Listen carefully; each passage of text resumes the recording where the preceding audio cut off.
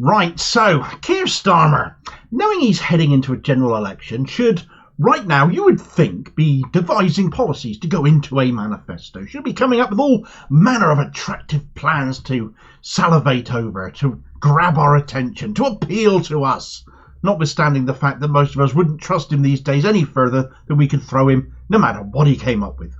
But instead of doing that, though, he's done the complete opposite. He appears to be hell-bent on binning absolutely everything he has ever previously posited in a bid to, as the mainstream media are putting it, bomb-proof his party's plans.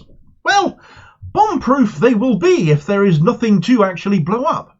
At this point, instead of using paper, he might as well write his manifesto on an Etch-a-Sketch, because it'll make it a darn sight easier to erase any plans he might make going forwards again. So what's he ditched, and why is he ditching so many plans now when it seems completely counterintuitive?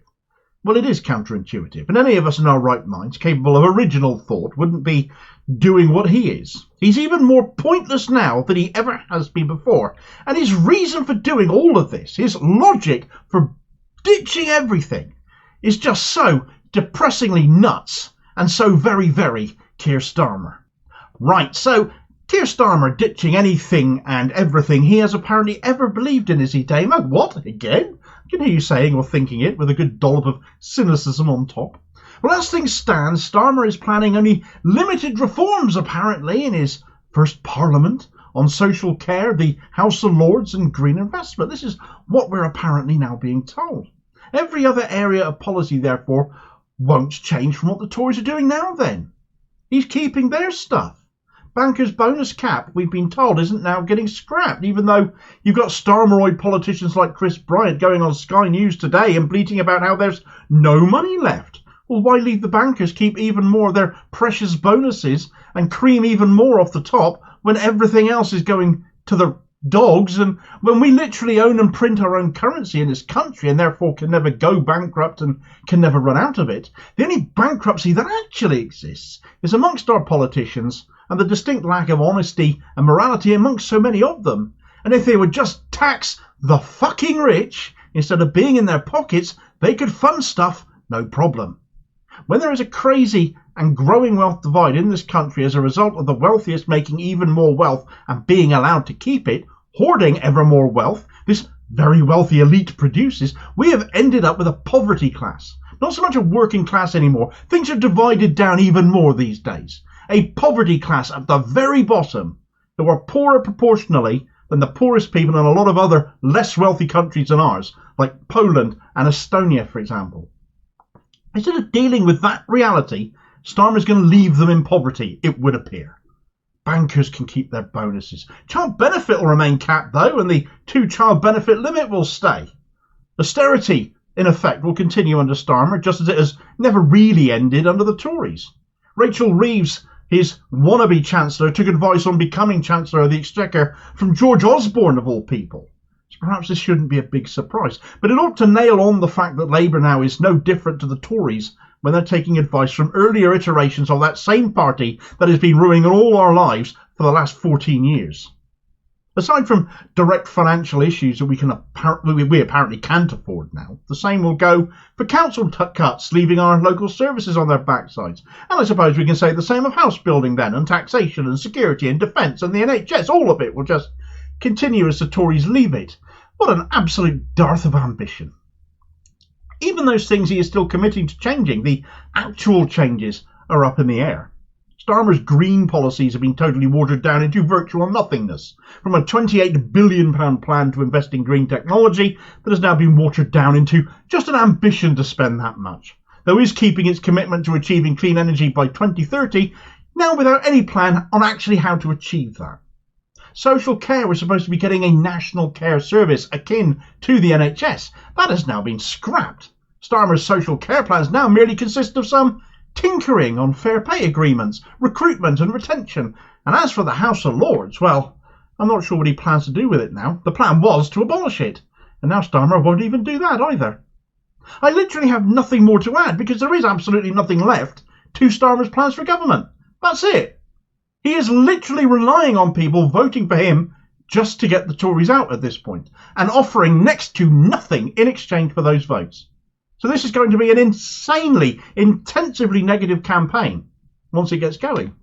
We joked in 2017, those of us who were campaigning for a Labour government at that point, for a manifesto that consisted of 2 whole books, in effect, of a manifesto. One spelling out what we do in power and the other how it would be paid for. That the Tory manifesto at the time had been written on the back of a fag packet. How we laughed. Starmer's manifesto at this point wouldn't even take up that much space.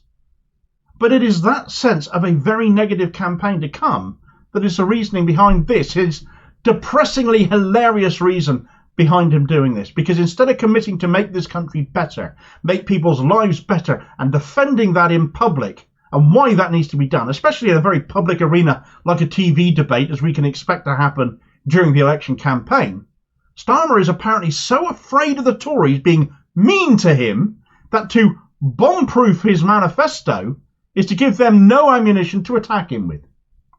He is that thin-skinned. He is that terrified of the Tories, he won't commit to policy changes because of them. He doesn't want them to attack him over such things. And he's bought into the old 30-year-old, apparently, Peter Mandelson political playbook that the left have nowhere else to go. Well, lots of options are opening up for people to take their vote elsewhere. Staying home will help Labour too. They're polling as it stands at this moment in time, and they'll be factoring in that as well, especially Tory voters staying at home, so disgusted with their own party as they are. So for the rest of us, finding another candidate to coalesce around becomes even more important.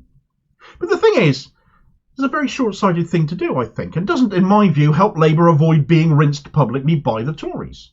Now, they will write a manifesto. It isn't legally binding. They never are. And we know the Tories regularly don't stick to their promises. Hardly news, that. But it will be full of stuff that they can point to and then point to Labour and ask, what will you do on this? To which the answer is going to be, oh, we're just going to carry on where you left off. But they won't be able to say that in public, would they? The Tories could demonstrate change. They can position themselves. That's the party for change. How perverse is that? They probably wouldn't keep to it, obviously, but do it just to show up Labour for being so visionless, so cowardly and so pathetic under Starmer's control. I hesitate to say leadership because he is no leader. His hand is being held and guided down this road to nowhere and is utterly directionless as a result. Exposed publicly for having no answers for this, that or the other, and merely saying, we need to look at that, as he so often does now, will not go down well with the public, especially when he, as an individual, is widely disliked, despite his party's polling still remaining high nationally. It's high despite him, not because of him. But equally, you have to ask, well, what is Starmer going to do with a 5-year term if he's promising so little going into it? You can imagine he's going to do a lot more once he's got in. His lack of substance is to prevent Tory attacks during the election campaign. But once over, and should he get into power with a majority, well, what would he do then? He can and will almost certainly do whatever he pleases, without a mandate to do most of it.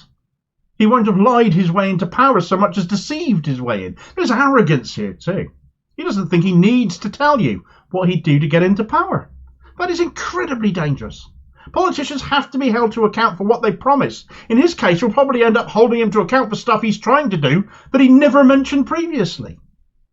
Of course, this news has been rinsed on social media, as you might expect. A chap called Nick wrote, why not just copy the Conservative manifesto? That way they really won't be able to get... Well, it would save a lot of time and effort, wouldn't it? And if Labour are so determined to carry on where the Tories left off, they can probably rely on some Tories to support them in their own legislation, whatever that ends up being. Too late for us to do anything about it by then, of course. Podcasting is praxis wrote, the point of governing really is just to put a different hat on the ruling class and make sure that some other people get cush jobs for a bit before they swap back, which is exactly what we've had for the last 45 years. We really do need to do something different. And if you want a barbed comment on Twitter, then so often you need look no further than the account known as Frank Owen's legendary paintbrush, who wrote, every single pledge Starmer made in the 2020 leadership election was a lie, because he knew he'd lose if he told the truth. Starmer is unfit to be a double glazing salesman, let alone PM. If he were a double glazing salesman, he'd sell you windows with no glass in, which really does hit the nail on the head. There's no way of knowing what this lying charlatan will do in power, because he will never tell us before he gets there. But what we do know is he's too afraid of the Tories, and therefore too afraid of us to make it public. And that should make us very nervous about voting for him. It's making his own supporters nervous too, though. One of Starmer's biggest cheerleaders in the media has been The Guardian's John Rentoul, yet He put out a tweet the other day following Starmer's speech to business leaders earlier this week, mocking part of Starmer's speech, saying, "There is something fundamentally broken in the way this country produces wealth. Such garbage from Starmer." Well, of course it's garbage. We know how much wealth is made. It's wealth redistribution that is broken in this country.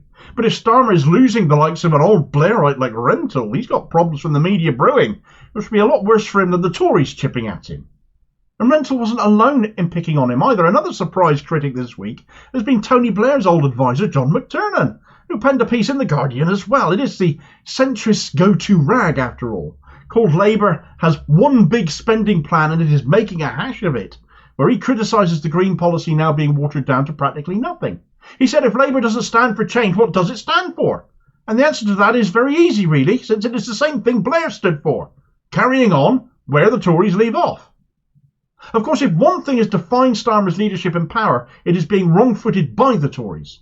And following in their lead, and even on the matter of recognising a Palestinian state, he's been wrong-footed by the Tories, despite it having been Labour policy for the last decade.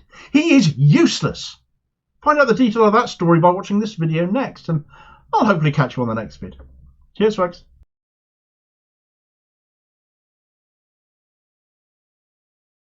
Right, so the city of Rafah is essentially the last stand of the people of Gaza. They've been driven south gradually over the last 4 months since October 7th. They were told the south is safe. This is where they should go by Israel. Only for Israel to consistently move southwards in their bid to eliminate Hamas, not caring how many civilians they take out alongside that, as a 30,000 person death toll attests to, and including their own hostages, as accusations from their families aimed at the Netanyahu regime will attest to as well. Well, Rafah is as far south as they can go. It's where the Gaza Strip meets the border with Egypt, and with nowhere to run, Israel are now targeting Rafah too. We should have assumed they would. They haven't spared anywhere or anyone, and that comes into crystal clarity with the reports overnight of exactly what kind of structures they've been targeting, all of course in blatant violation of the orders laid down by the International Court of Justice. Right, so Rafah, the southern city in Gaza where the Strip meets Egypt and where the border crossing between the two states is. As things stand, 1.9 million people are now huddled up in that one city, and Israel are still striking it. The potential for the death toll we've already seen in Gaza up until now to soar to unimaginable and horrible levels should right now be obvious, because there is no longer anywhere for these people to go. There's nowhere left to run to. The answer to some is obvious, especially that of the settler movement and those media outlets very much on the side of Netanyahu's regime. And that is for Egypt to just open the crossing and let all these people through. Egypt know that to do that would be to take responsibility for all of these people, because Israel would almost certainly seal the crossing permanently to prevent any return. And we've heard settlers, especially at that recent settler conference I covered in another video, the likes of Nahala spokesperson Daniela Weiss, saying these people should be the rest of the world's problem. Send them to Britain, she said. And if Egypt wouldn't take responsibility, or sole responsibility, but would demand the UN step in, would demand other countries take some of these people on themselves, you can imagine how difficult to rehome nearly 2 million people would be. Those loyal Israeli media outlets, like the Jerusalem Post, for example, have run an article calling Egypt the Arab world's bad guy for not opening the crossing. In fact, there's video footage out there of Egypt reinforcing the border with Gaza, which is not a good look, and plays into that Israeli narrative, with them pointing at the desperation of the Gazan people attempting to bribe their way through to Egypt and saying, why won't you let them through? And of course, to those of us in the West or wherever else paying attention to some such things, we call the Post out for its utter shamelessness in this article, but then we aren't necessarily their intended audience, are we? That aside, though, these people are now more vulnerable than ever before. Rafah, they were told, was safe. That's where they should go. They should go there. And they did. And now they're getting killed there too. The hard-faced, hard-right Defence Minister Yoav Gallant has said, we will complete the mission and we'll continue to Rafah. We will continue to the end. There is no other way.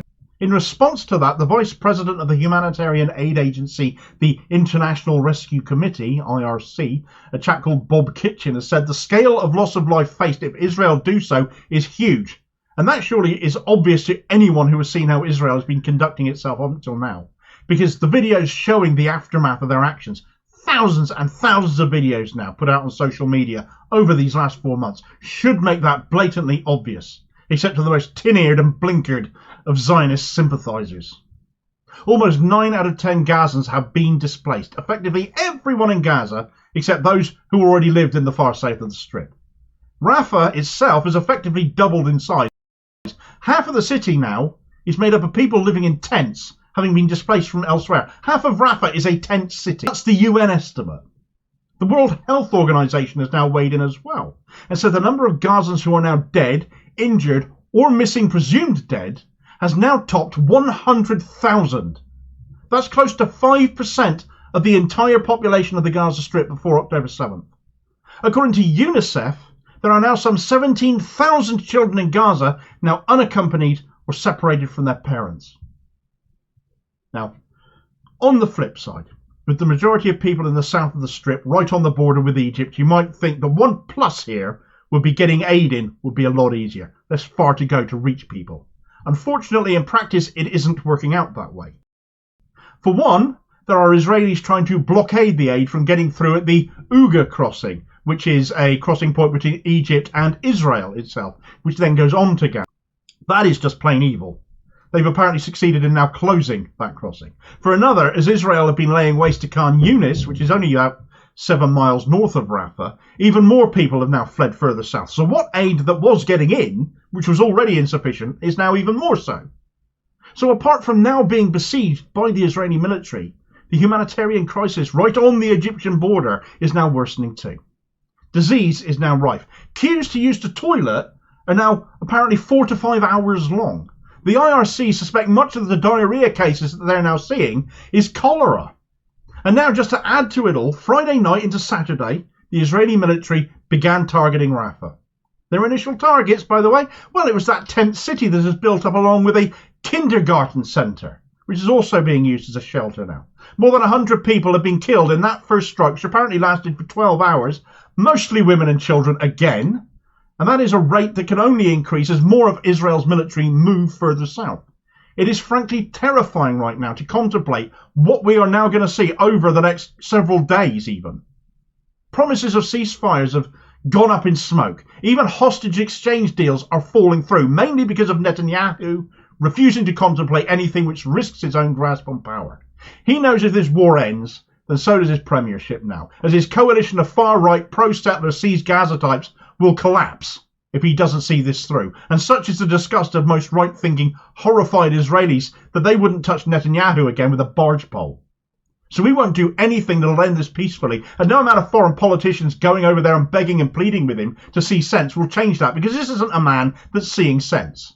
US Secretary of State Antony Blinken, again, Mr. Pro-Israel, is supposedly heading out there this week to try and push for a new hostage deal. But frankly, he needs to get a grip, along with Genocide Joe and every other Western arms supplier government to the regime, and cut them off now, because without weaponry and armaments, they can't keep on killing. They get through the stuff too fast, which is exactly what they are going to do and are doing overnight last night.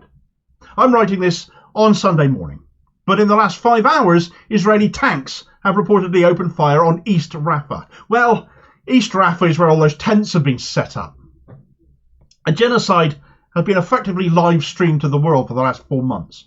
The world is more aware, appalled, and demanding something is done than ever before in the history of this ongoing conflict and issue and political mess that is the situation between Israel and Palestine. And where some countries, to their credit, are, by not defunding agencies like UNRWA, by increasing aid and funding to them, for others, this is just continuously falling on deaf ears. It is in their power to stop this, yet they don't. They won't. Their precious Israel project taking precedent, even as it shows itself to be the very worst of humanity now. What happens next, I genuinely fear for. But nobody can say they didn't see it coming, that they weren't aware, or call it a tragedy when they could have done more to prevent it. No one can do that. It isn't just Israel that needs putting on trial or holding to account for all of this. The entire world does, to one extent or another, and every single leader or potential political leader needs to be looked at, and it needs asking of them, what did you do? What did you say? And be judged on it. Because if genocides are supposed to be never again moments, they are right now allowing another to still continue, and none of us need leaders prepared to sit on their hands over that.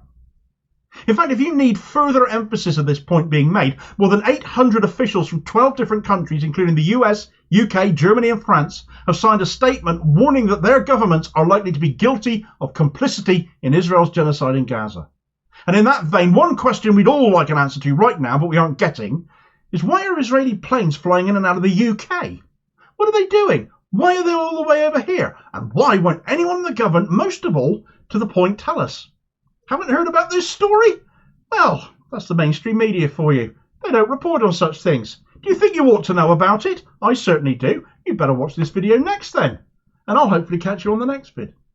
Cheers, folks.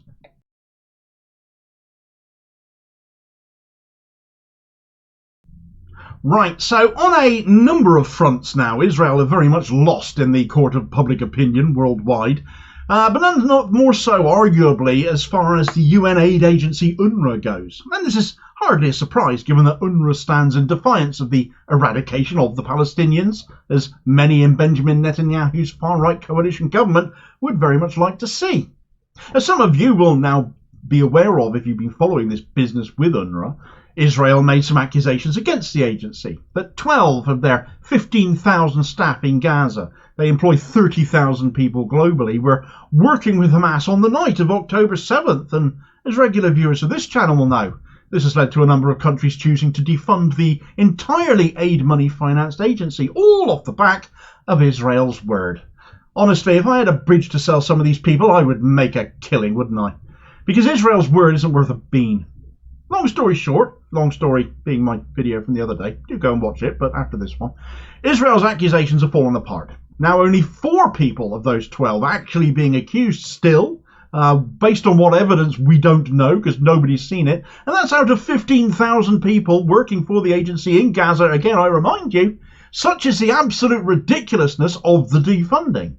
But in light of more countries picking up where others won't, with greater donations, increased funding, Spain, New Zealand and now Malaysia are notable here, keeping UNRWA going at least a little longer, Israel has decided to dial things up a notch in its assault on an aid agency they see as being the last barrier to ridding land they want of its indigenous people.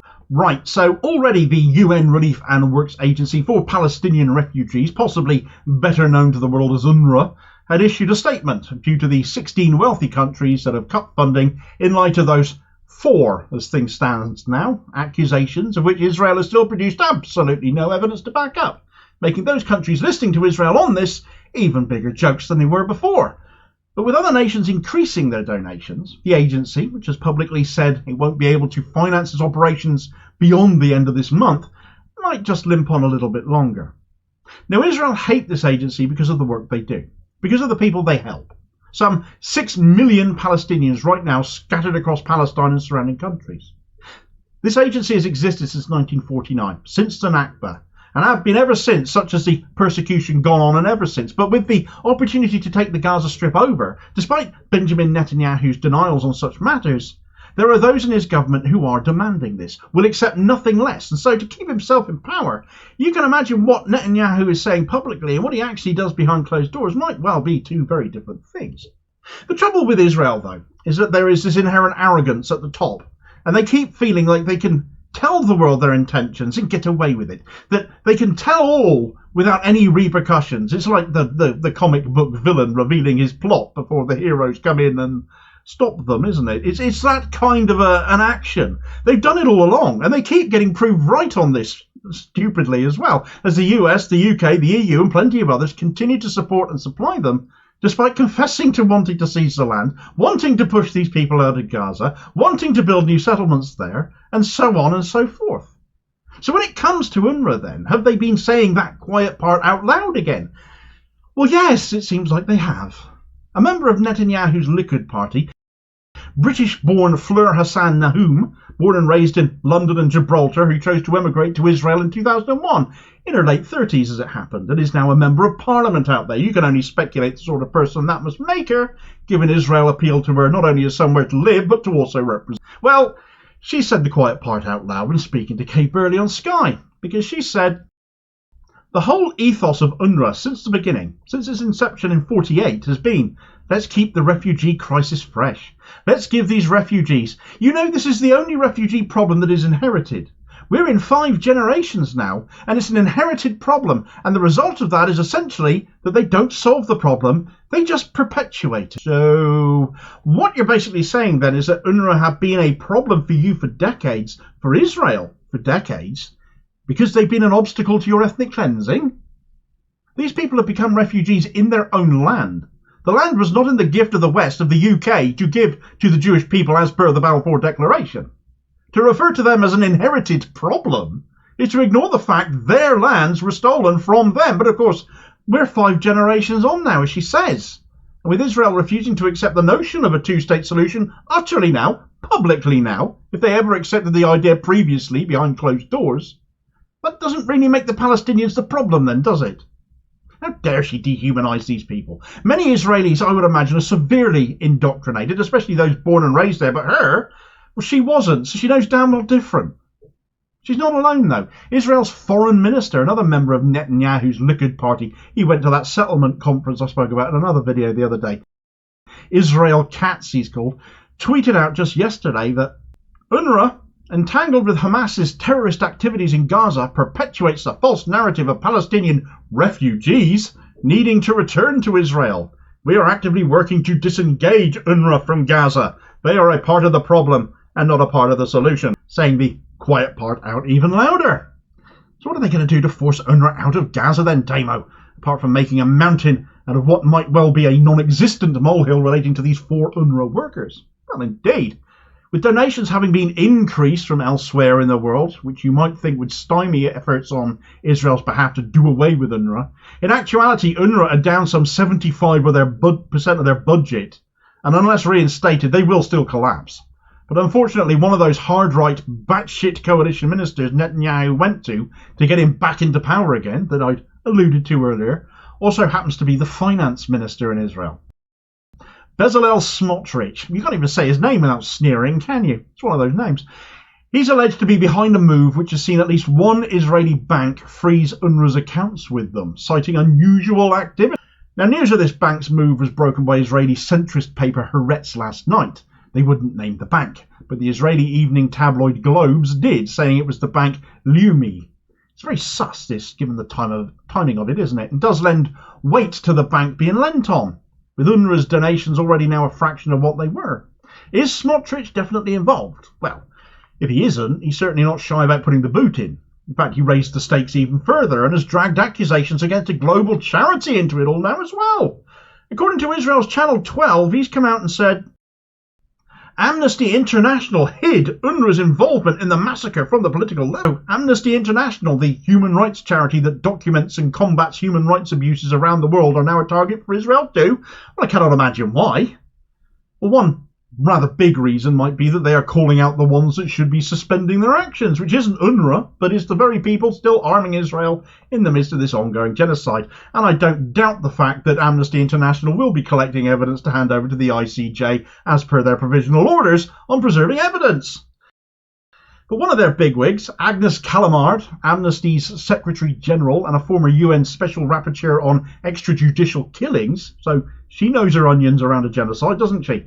She said, some of the very governments that announced they will cut off funds to UNRWA over these allegations have, in the meantime, continued to arm Israeli forces, despite overwhelming evidence that these arms are used to commit war crimes and serious human rights violations.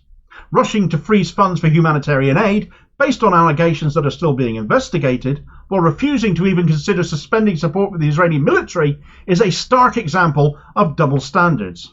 Instead of suspending vital funds to those in need, states should be working to halt arms transfers to Israel and Palestinian armed groups, and pushing for an immediate and sustained ceasefire and full humanitarian access to help alleviate devastating suffering. Well, there's a burn. She's obviously right, though, isn't she? Reinforcing how backwards this entire UNRWA situation is, though, is the fact that the organisation, UNRWA, has just been nominated for a Nobel Peace Prize. Yes, the Israeli backing world is backing the defunding of an organisation operating in the middle of a genocide, on the word of those committing said genocide without having seen any evidence to back it up, to help those caught up in the crossfire to keep on living, even as that organisation is nominated for arguably the most prestigious peace prize on the planet. If ever there was a stop the world time I would want to get off moment, surely this is it. The nomination, incidentally, has come from Norway. One of their Labour Party MPs, they have a Labour Party, they've got one worthy of the name, unlike ours here in the UK. One of their MPs, Asmund Åkrust, he's called, I hope I said that right, said that he had nominated UNRWA for its long-term work to provide vital support to Palestine and the region in general. An awful lot of people around the world would be in firm agreement with that, as well as some other governments, if not others. Belgium, for instance, is one of those standing by UNRWA and coincidentally just had its own aid and redevelopment offices in Gaza destroyed shortly after announcing that. Coincidence? Well, see what you think. You can check out the details of that story in this video here next, and I'll hopefully catch you on the next vid. Cheers, folks.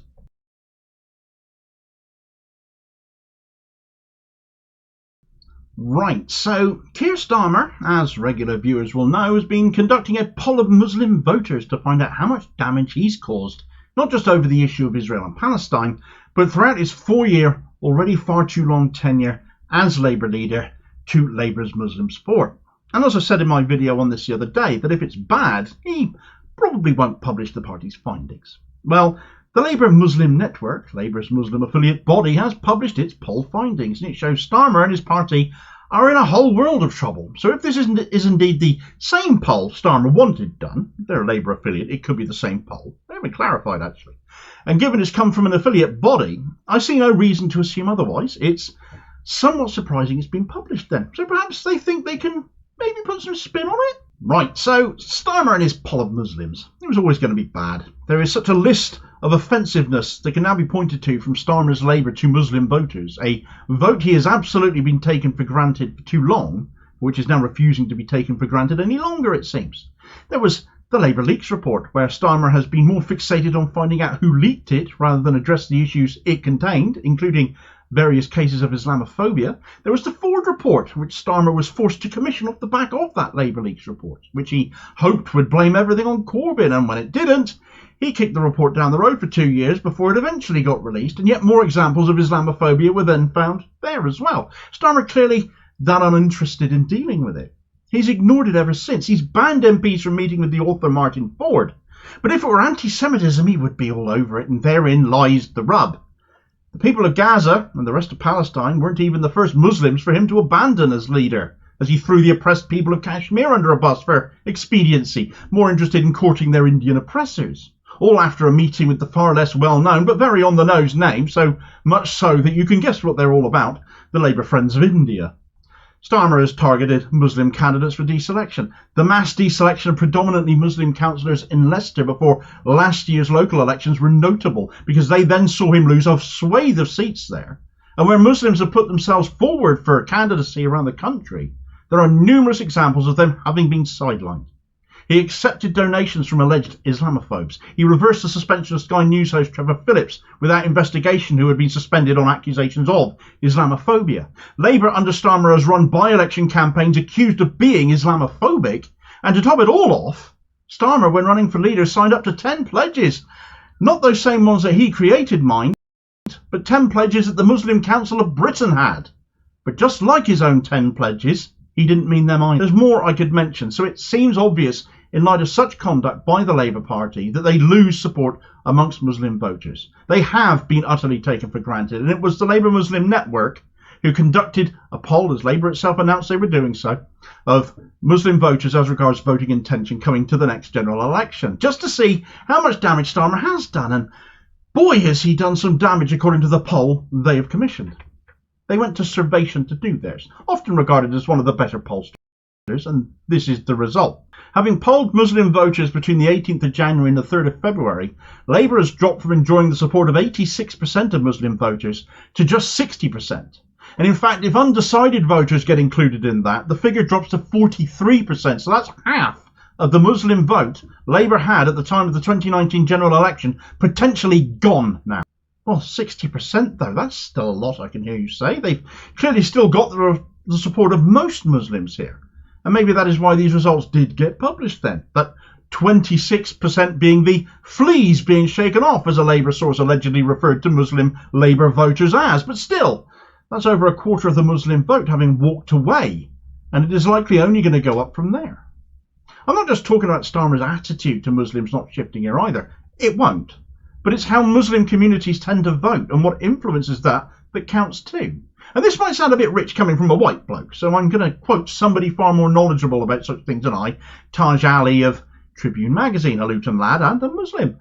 He put out a Twitter thread saying, "For far too long, Labour has approached minority communities through the prism of so-called community leaders, assured that they can deliver a block vote. Those self-serving careerists who nod along with the party leadership in the promise of a safe seat have lost all credibility. With the growing politicisation of young people in particular, that system is falling apart. Politicians will have to engage with the community as a whole. They will have to work hard to earn votes. They will be held to account at the ballot box. They turned a blind eye to Barandri caste-based politics in the Pakistani community, manipulated such divisions and striking up deals to ensure the votes are coming in. They absolutely detest those who speak truth to power, preferring to keep in place those who won't challenge them." Now, I found that really interesting, that Labour have a history of being so lazy amongst their Muslim voters, relying essentially on a group of influential people in those communities to essentially tell everyone else how to vote. Except now, after everything Starmer has done, from those reports he's ignored to weaponising a visit to a South Wales Islamic centre, the list of the party's insults to Muslim people, Muslim voters, just keeps getting longer and longer. And no longer are the words of these community leaders cutting through. And this system of a few telling the many how to vote, in effect, is cracking up. That implies there's no quick way of reversing this. And with all this list of issues, all connected to the Starmer leadership itself, he's hardly the right person to win those votes back anyway. The Labour Muslim Network issued their own statement on these findings as well, saying, "The Muslim community has been amongst the most loyal Labour Party supporters anywhere in the United Kingdom. The findings of this new opinion poll shows a startling collapse of this electoral and communal relationship. This is a crisis point for the future of the relationship between the British Muslim community and the Labour Party. These findings come in the context of over 100 days of Israel's continuous assault in Gaza. Over 25,000 Palestinians have been killed, more than 10,000 of whom are children, and the Labour Party's response has been unacceptable and deeply offensive to Muslims across Britain. Muslim voters have been watching and are now sending a clear message. They will not support any political party that does not fervently oppose the crimes committed against the people of Gaza. The Labour leadership must change paths now or risk losing the support of the Muslim community for a generation." That's pretty damning, considering it's coming from a group of Labour Party supporters, a Labour Party affiliate body. It's a massive warning shot, and the party leadership should take note. But of course Starmer can't take any notice of it. He cannot go into reverse. He owes too much to too many who are too close to Israeli influence.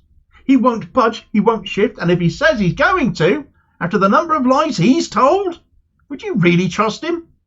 He literally ran away from a planned, oh the delicious irony, a planned launch of equalities policy in Tottenham with David Lammy just yesterday. The moment protesters knew where he'd be, he won't even confront the mess he's made for himself. He's scarpered quick fast. He ended up delivering his speech elsewhere, preaching at that point only to the most loyal, hand-picked, hand-selected audience he could muster. The press were excluded as well, and he still went down like a bowl of cold sick at it.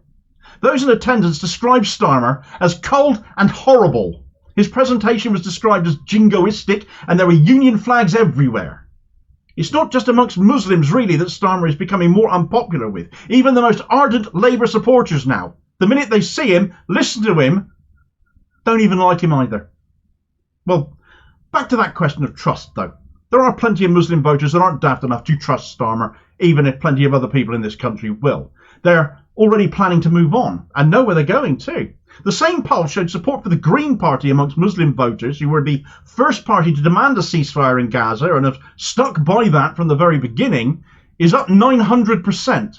So there are options, and votes are going to be taken elsewhere. If not to them, then somebody else, perhaps an independent. We know that Muslim voters and activists are organising through a new setup called the Muslim Vote, which you can find out all about if you watch this video here next, and I'll hopefully catch you on the next vid. Cheers, folks.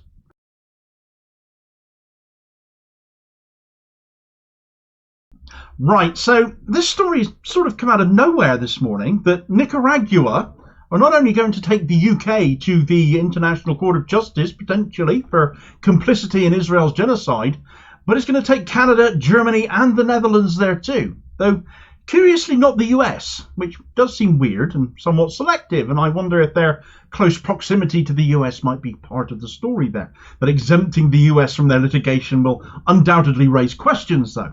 But at any rate, it looks like the UK getting its day in the dock of The Hague for aiding and abetting Israel in its actions in Gaza has just moved a step closer to becoming reality. Right, so Nicaragua. They've decided to follow in South Africa's footsteps, it seems, having taken Israel to the ICJ to now take other nations who, since that ruling, that initial ruling, and those provisional orders being laid down, are ignoring it and continuing to provide military support and aid to Israel, knowing they are using it to conduct their atrocities in Gaza. Proceedings, according to thus far the only media outlet covering this story, the Lebanese-based Al Mayadeen, began yesterday at the ICJ, following a statement published by the Nicaraguan government on the 1st of February, setting out their case. The Government of Reconciliation and National Unity informs the people of Nicaragua and the international community that it has notified the governments of the United Kingdom, Germany, the Netherlands and Canada of its decision to hold them responsible under international law for gross and systematic violations to the Convention on the Prevention and Punishment of the Crime of Genocide, international humanitarian law and customary law, including the law of occupation in the occupied Palestinian territories, in particular the Gaza Strip. In this vein, in a note verbal sent to these governments, Nicaragua recalled that the facts and circumstances of the Israeli actions in and against the Palestinians led the International Court of Justice to conclude on the 26th of January 2024 that at least some of the rights claimed by South Africa and for which it is seeking protection are plausible. This is the case with respect to the right of the Palestinians in Gaza to be protected from acts of genocide and related prohibited acts identified in Article 3. Although the order on provisional measures of the court is not a judgment on the merits, nevertheless on the evidence publicly available, the court found it plausible that the Genocide Convention has been and is being violated by Israel. If genocide is plausibly occurring in the Gaza Strip, in the judgment of the highest world court, it cannot be otherwise in the judgment of the international community that is also dramatically aware of the same facts that led the court to that conclusion. The obligation to prevent genocide arises and begins when there is a risk of it occurring. In fact, when it is plausible that it is occurring or might occur, this plausibility is now beyond doubt and dispute. In that sense, Nicaragua has urged the governments of the United Kingdom, Germany, the Netherlands and Canada to immediately halt the supply of arms, ammunitions, technology and or components to Israel, as it is plausible they might have been used to facilitate or commit violations of the Genocide Convention, including but not limited to acts of genocide, attempted genocide, complicity in genocide, and conspiracy to commit genocide. Unfortunately, the provision of military, weapons and other assistance capable of being used in the genocide taking place has not stopped or diminished since the genocidal attacks of Israel on the Gaza Strip began in October 2023, and in some cases has indeed increased. Nicaragua has reminded these governments that a state's obligation to prevent and the corresponding duty to act arise at the instant that the state learns of, or should normally have learned of, the existence of a serious risk that genocide will be committed. Furthermore, Nicaragua has warned that the recent announcements by these governments on the suspension of the funds to the United Nations Relief and Works Agency for Palestinian Refugees in the Near East, UNRWA, further exposes that in the present scenario, the governments of the United Kingdom, Germany, the Netherlands and Canada continue to disregard their obligations and to actively facilitate violations of the rules of international law by Israel to the severe and immediate prejudice of the Palestinian people, particularly Gazans, and the international community as a whole. In particular, Nicaragua has underscored that this act contributes to the collective punishment of the Palestinians and to the apparent objective of forcing the Palestinian population to leave the occupied Palestinian territories, particularly Gaza, and preventing the exercise of their right to self-determination. Consequently, Nicaragua has given written notice to these governments that it will adopt all measures it considers appropriate in accordance with international law, including recourse to the International Court of Justice, to guarantee respect for these fundamental international texts and customary international law. The Government of Reconciliation and National Unity reaffirms its firm commitment to the rule of law at the international level and the peaceful settlement of disputes between states. Managua, 1st of February 2024, Government of Reconciliation and National Unity, Republic of Nicaragua. It's a no-holds-barred bruiser of a statement, though I can only imagine the reaction that got in Downing Street, laughed at and thrown in the bin. Nicaragua? Who are they? Where are they again? I can't remember the last time I saw one of theirs. I can quite conceivably believe such would be the abject arrogance and disdain for being held to account that the likes of Sunak and co would have. Nicaragua have a valid point, though. And an attitude like that, if that has been the government's response behind closed doors, could well see them summoned to The Hague.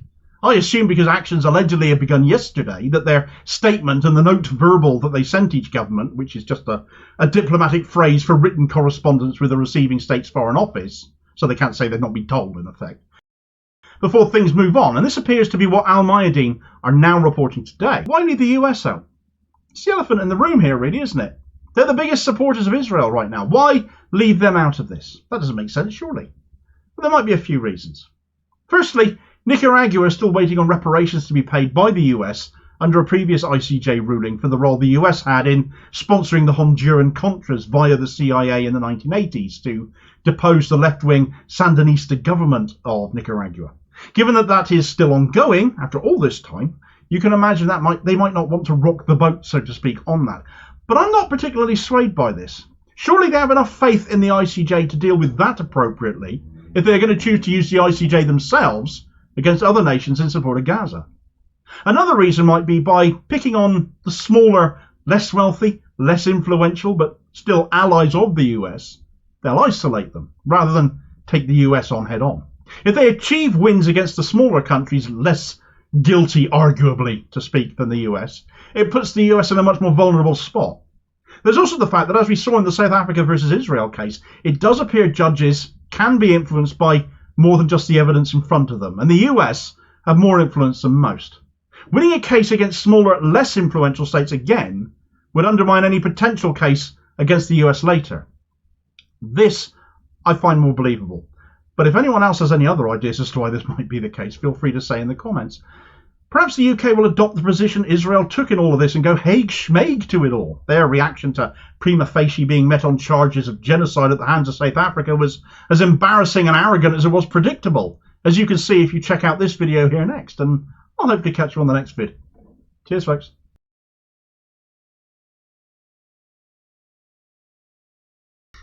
Right, so a story that has actually got some reasonable press attention right now, but actually has some severe potential ramifications for Keir Starmer's Labour Party, is the news about Bristol University sociology academic professor David Miller winning his employment tribunal case against his employers for wrongful dismissal on the basis that his anti-Zionist views are a protected characteristic under the Equalities Act, that they amount to a philosophical choice, and by doing so means that no longer can people be discriminated against for being pro-Palestinians, can no longer be discriminated against for being against Zionist beliefs. No longer can anti-Zionism be equated with anti-Semitism, with any weight being lent to that argument.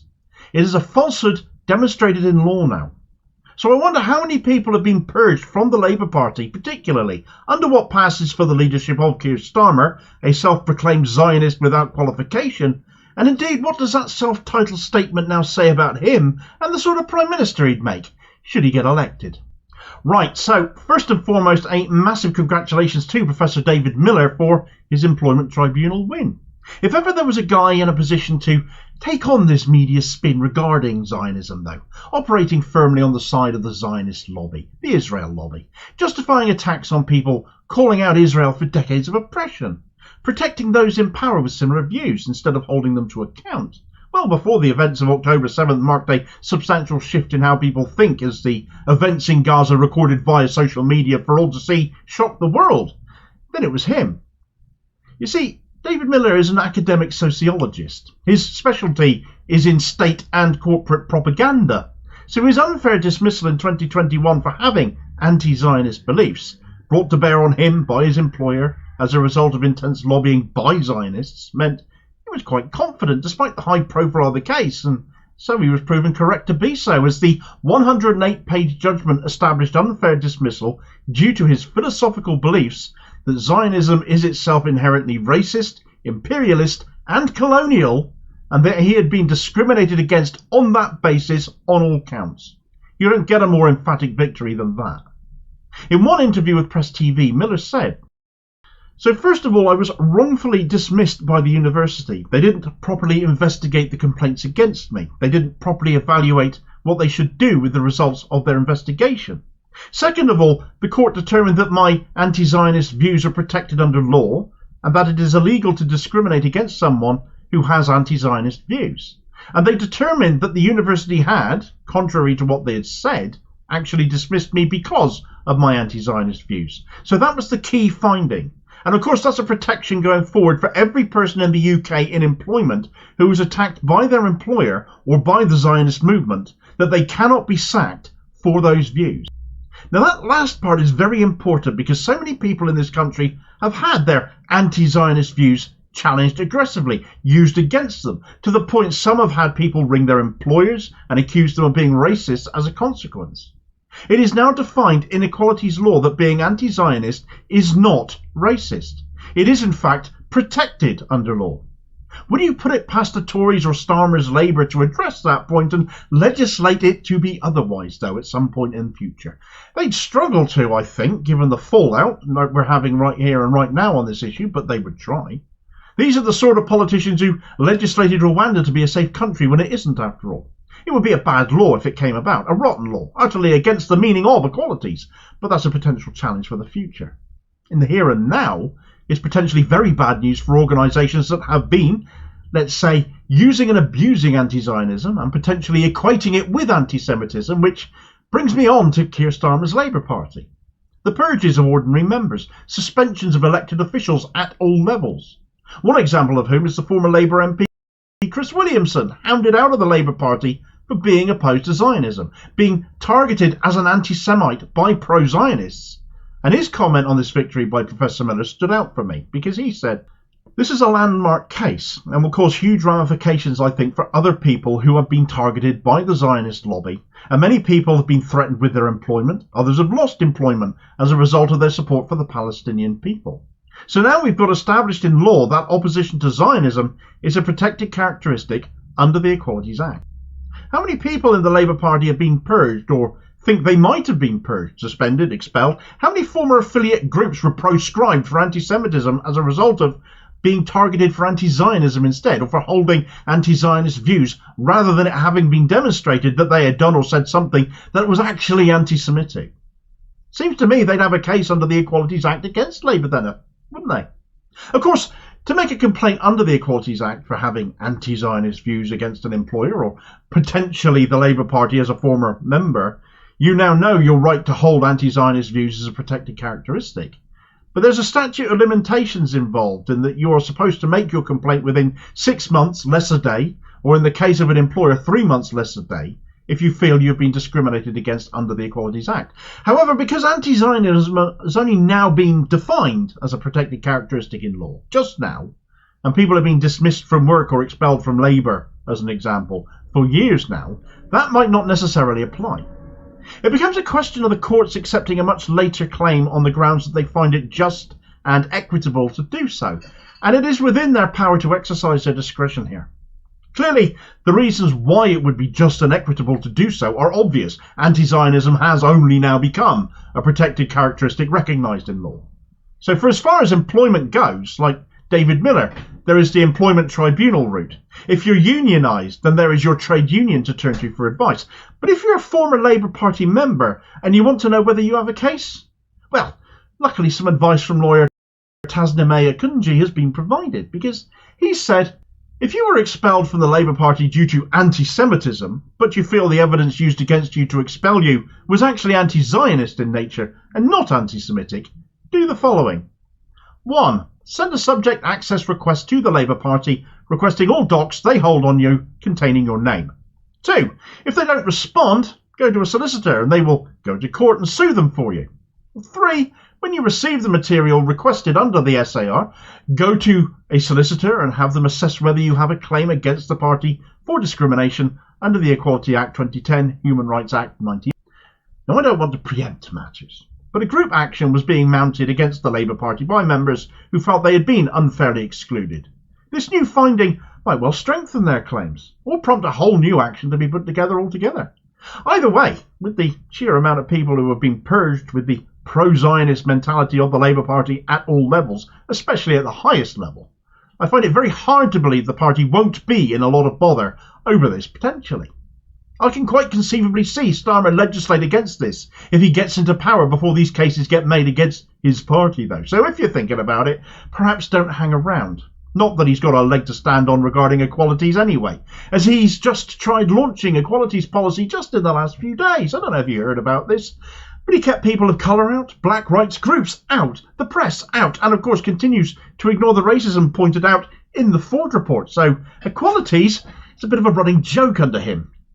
Labour under Starmer has an appalling record on racism, unless it is anti-Semitism, and even that now has been severely weakened, potentially with legal action set to prove how it was weaponised rather than actually fought as well. With this new finding, Labour's insultingly bad handling of racism matters is coming to a boiling head now, not least amongst Muslim voters, half of whom who once supported Labour may now have already deserted them.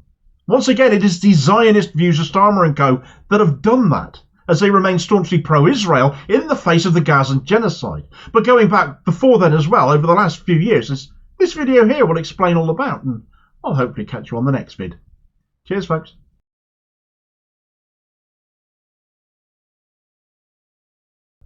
Right, so just the day after Nicaragua surprisingly announced they were taking the UK, Germany, the Netherlands and Canada to The Hague, accused of aiding and abetting in Israel's genocide, now South Africa have declared that they are moving forward with a case against the United States and the United Kingdom for war crime complicity, as they assemble a team of nearly 50 lawyers to take on the two countries arguably the most complicit in Israel's actions against the people of Gaza.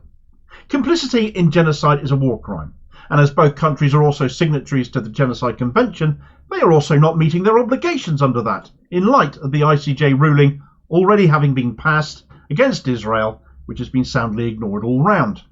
So will this action make any difference either? Right, so South Africa are moving forward with their complicity in genocide case against the US and the UK due to the fact both are continuing to supply military aid to the nation despite that initial early ruling against Israel and the provisional measures laid down by the ICJ against the Zionist state in light of their actions going on for 4 months now in Gaza, with more than 100,000 people now dead, missing, presumed dead or injured, with some 11,000 of the dead being children.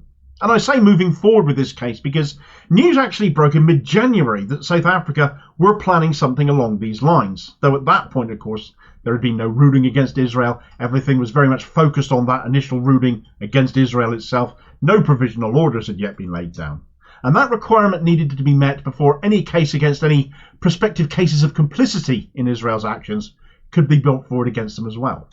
Well, January the 26th came, of course, and so it came to pass that those 6 provisional orders were made against Israel, overwhelmingly by the ICJ panel of judges, the notable exception being the representative judge from Uganda, who I will come back to presently because she's relevant again here. Now, this separate lawsuit from the one South Africa brought against Israel had been spearheaded by South African lawyer Wikus van Rensburg and his intention to take the US and UK to court for complicity after the case against Israel brought by his country had its hearing, had been known about for a few weeks now.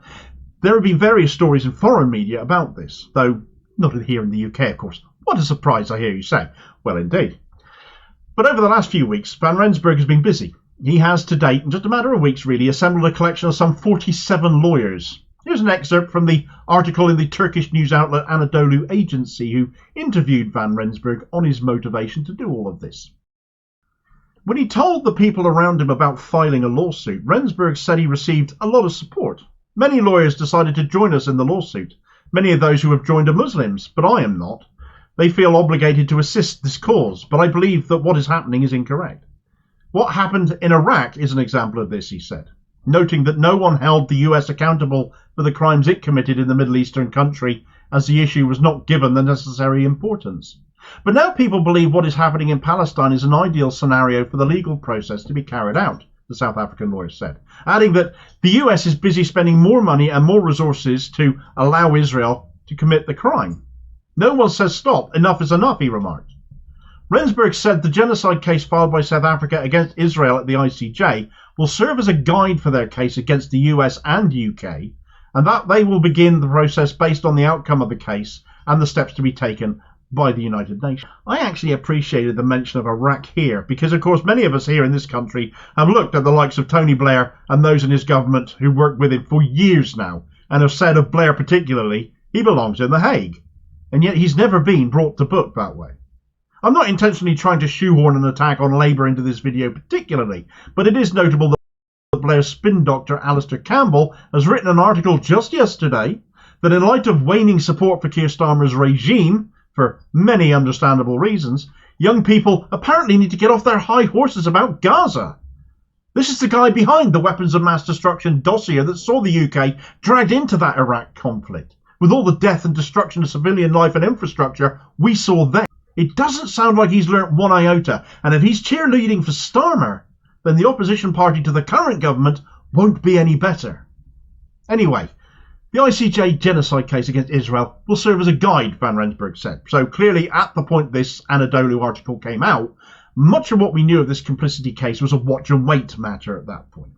But of course now, they have those initial rulings to go on. Those provisional orders have been passed. And the fact they are not being adhered to strengthen and build a litigation action at the ICJ over. Already Van Rensburg and his team have begun contacting law firms in the US and UK in preparation. Now this is a case against the US and UK governments, of course, and that means a trip to the International Court of Justice based in The Hague. But another line in the Anadolu article caught my eye, and that states that Van Rensburg's initiative aims to prosecute those who are complicit in the crime in civilian courts in collaboration with lawyers from the US and UK with whom he is already in contact. Now, that isn't in the remit of the ICJ. They prosecute nations, not individuals, as that sentence appears to imply.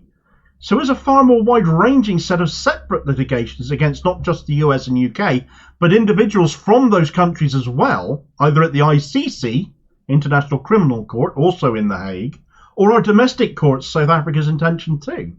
Certainly sounds that way. They can certainly start with Sunak and Starmer both, can't they? Coming back to the ICJ though, there have been some changes there. As of yesterday, a new president and vice president of the ICJ were elected, and some members stood down with new ones coming in to replace them. The former president Joan Donoghue, for example, has now ended her time on the ICJ entirely. She's gone. The new president of the ICJ is the Lebanese judge now, Nawaf Salam, which no doubt Israel absolutely hates news of. But they'll be a lot happier with the newly elected vice president, which is now the most infamous judge on the ICJ, because it's Julia Sebutinde of Uganda, the only judge to vote in Israel's favour on each of the 6 provisional orders laid down upon Israel, when even Israel's own judge voted for 2 of those orders. Aside from the American Judge Donoghue and judges from Morocco, Russia and Jamaica having stood down too, with the new judges having been appointed being another American, along with representatives from Mexico, Romania and, just to make things that little bit more interesting, from South Africa as well. With more countries interested in joining the litigation, it seems reasonable to assume that Van Rensburg's ranks of lawyers can only swell, and with Nicaragua also planning their own litigation against the UK, quite possibly with more countries to yet follow suit, I hope this is a sign that the days of not meeting international obligations and turning a blind eye to genocide that just happens to be politically convenient for others are well and truly numbered. Political leaders have to be held to account. We don't need more Tony Blairs. God knows we don't need the one we've got. But we don't need more Tony Blairs getting away with it. He needs to be the exception, not the rule. Nicaragua have set out their stall, and if you'd like the details on that story, you should watch this video here next, and I'll hopefully catch you on the next vid. Cheers, folks.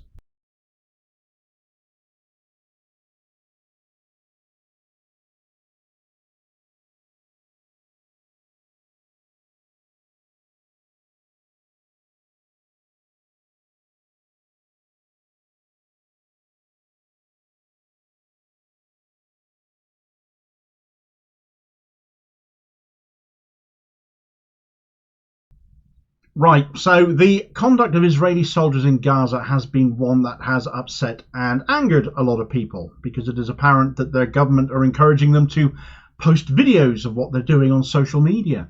I suppose in their heads, they think this will refute the reality of what we're witnessing in videos and the narrative that goes along with those, posted by those on the receiving end of Israeli atrocity, of course, and the destruction, the death, the fear, And a few soldiers think posting selfies to TikTok or some other platform of them breaking toys and laughing as they set off bombs in the distance, levelling yet more Gazan infrastructure, is more entertaining and cuts through more with a Western audience largely kept dumbed down by their own mainstream media.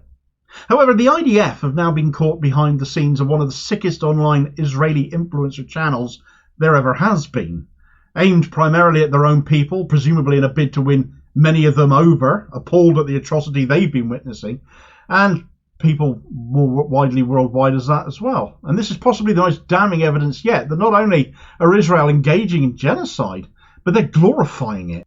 Right, so Israeli soldiers conducting genocide and putting it on social media in and of itself was glorification of what they were doing.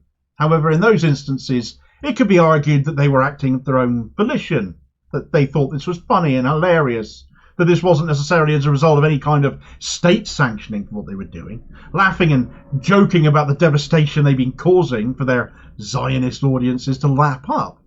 But the latest revelation to come out actually ties this sense of glorification directly to the Israeli Defense Force itself, and that the IDF's psychological warfare unit have been using social media and aiming it primarily at an Israeli audience in order to influence civilian thinking, but also the thinking of those abroad too. The platform being used by them in this instance was Telegram, not dissimilar to WhatsApp if you're not familiar to it. It's more secure, but also allows people to create and subscribe to channels, sharing one-way updates, and people can also post stories to them similarly to Instagram. But it's one such channel set up by the IDF that has suddenly incriminated them for glorifying what they are doing in Gaza, as they finally admit to having been behind it. They've been denying it, you see, for a little while now. The channel itself was called the not at all on the nose 72 Virgins Uncensored, making fun of Islam, even down to what they call their channel. Islamophobic, you might say, from people who so often play the race card themselves. Not a good look, guys, not smart or clever, but of course it gets so much worse as you come to the actual content. The channel came into existence on October 9th, so just 2 days after the Hamas infiltration of Israel, for which Gaza has been laid siege to for 4 months ever since, and still ongoing. That's really early on, and to my mind I'm thinking, well, doesn't that imply that things were already intended to go on a while longer, that they knew that? Why go to the trouble of setting up a social media account, a channel, for what the world believes was only going to be lasting a few days at most, certainly as we did at that time? Israel having its right to defend itself and all of that, as much of the world believed it had every right to at that point, having just been attacked by Hamas, what we knew that at that time. Obviously we know a great deal more now, but attacking and occupied people whose land they occupy was notwithstanding either. Now I bring up this point because the IDF are now selling us the point of view that this was unauthorised, unsanctioned, and that it had prompted an internal investigation into this Telegram channel, who set it up, who is responsible, and they've since come back that this was dealt with and hope to draw a line under it. But I really do have a hard time swallowing that pill. How can the IDF not know what their own psychological warfare department's doing? Are they allowed to play on their phones all day and waste time on social media normally, that it wouldn't arouse any suspicion? Hardly professional, is it? Again, there's this nagging feeling at the back of my mind that you don't go out setting up a social media channel, which can be a hassle. There's some work to it, let me tell you. It can take ages to get going too. Boy, can I attest to that one. So you just don't do that. You do this if you only intend to last a few days, maybe a week. You'd get a viewer or two at best in that time. Surely the people behind this knew this assault was going to go on for far longer then, because otherwise, why would you go to so much trouble? There's no avoiding the subject of the content matter either, though for obvious reasons I'm not republishing any of the imagery they put up. It is horrific, it is graphic content, so instead I'm going to quote from the Haaretz article on it, which is the Israeli newspaper that broke this scandal, came from within their own country, and triggered that internal investigation with the IDF. And Haaretz wrote, "The channel's administrators posted graphic content such as images of the dead bodies of Hamas terrorists, captioned 'Shatter the terrorists' fantasy' on a daily basis. On several occasions they posted exclusive material from investigations or information that was only available to the defence establishment at the time, boasting that it was exclusive from Gaza. They uploaded thousands of videos and still images of the killing of terrorists and destruction in the Strip, and encouraged the channel's followers to share the content so that everyone can see we're screwing them. The operators used coarse language in a bid to obscure the IDF's involvement in the channel. An October 11th post read, "Burning their mother. You won't believe the video we got. You can hear their bones crunch. We'll post it right away. Get ready." Photos of Palestinian men captured by the IDF in the Strip and the bodies of terrorists were captioned. "Exterminating the roaches. Exterminating the Hamas rats. Share this beauty." A video of a soldier allegedly dipping machine gun bullets in pork fat is captioned, "What a man. Greases bullets with lard. You won't get your virgins." Another caption was, "Garbage juice. Another dead terrorist. You have to watch it with the sound. You'll die laughing." If that isn't glorifying genocide, I don't quite know what does. There aren't words to describe that. How anyone, let alone the IDF itself, could countenance such actions is utterly beyond me. And the people watching and enjoying this content aren't anybody I'd want to be in the near vicinity of. This has to be one of the most horrible stories to have come out of the last 4 months of this atrocity. Certainly one of the worst I've heard. It's bad enough what Israel is doing to people in Gaza, but to revel in it, to celebrate it, and encourage others watching to do likewise is just something I cannot process. I just cannot rationalise that mindset. Is that part of having been raised in the proverbial white bread world of the West, where everything gets watered down and tamed down and neutered? Is that why I struggle with it? Do others get it? Either way, it should shock and appall. News like this should have that effect, so that we don't ever find things like that acceptable, and support for anyone doing that should not be acceptable at all. And as far as Israel's case ongoing at the ICJ goes, this is really damning stuff.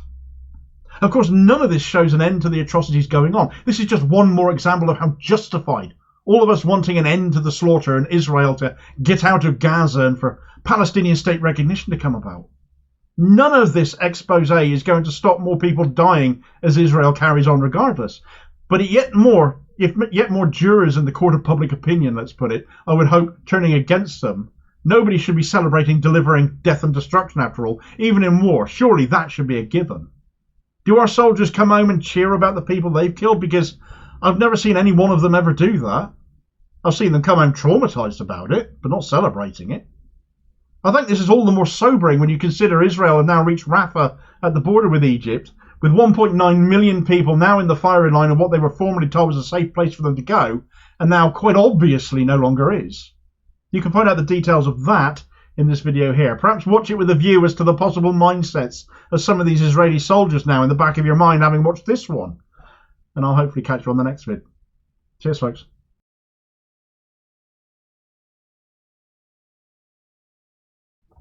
Right, so the Rochdale by-election is getting a fair amount of attention on social media at the moment, if only cursory mention in the mainstream press, mainly because this is Labour's seat to lose, and it looks very much like they may well do that. Despite being in the run-up to a general election this year, they've been 14 years out of power and really should be increasing the size of their majorities and held seats instead of facing losing them. It really does make a mockery of national polling and the huge lead Labour apparently is enjoying.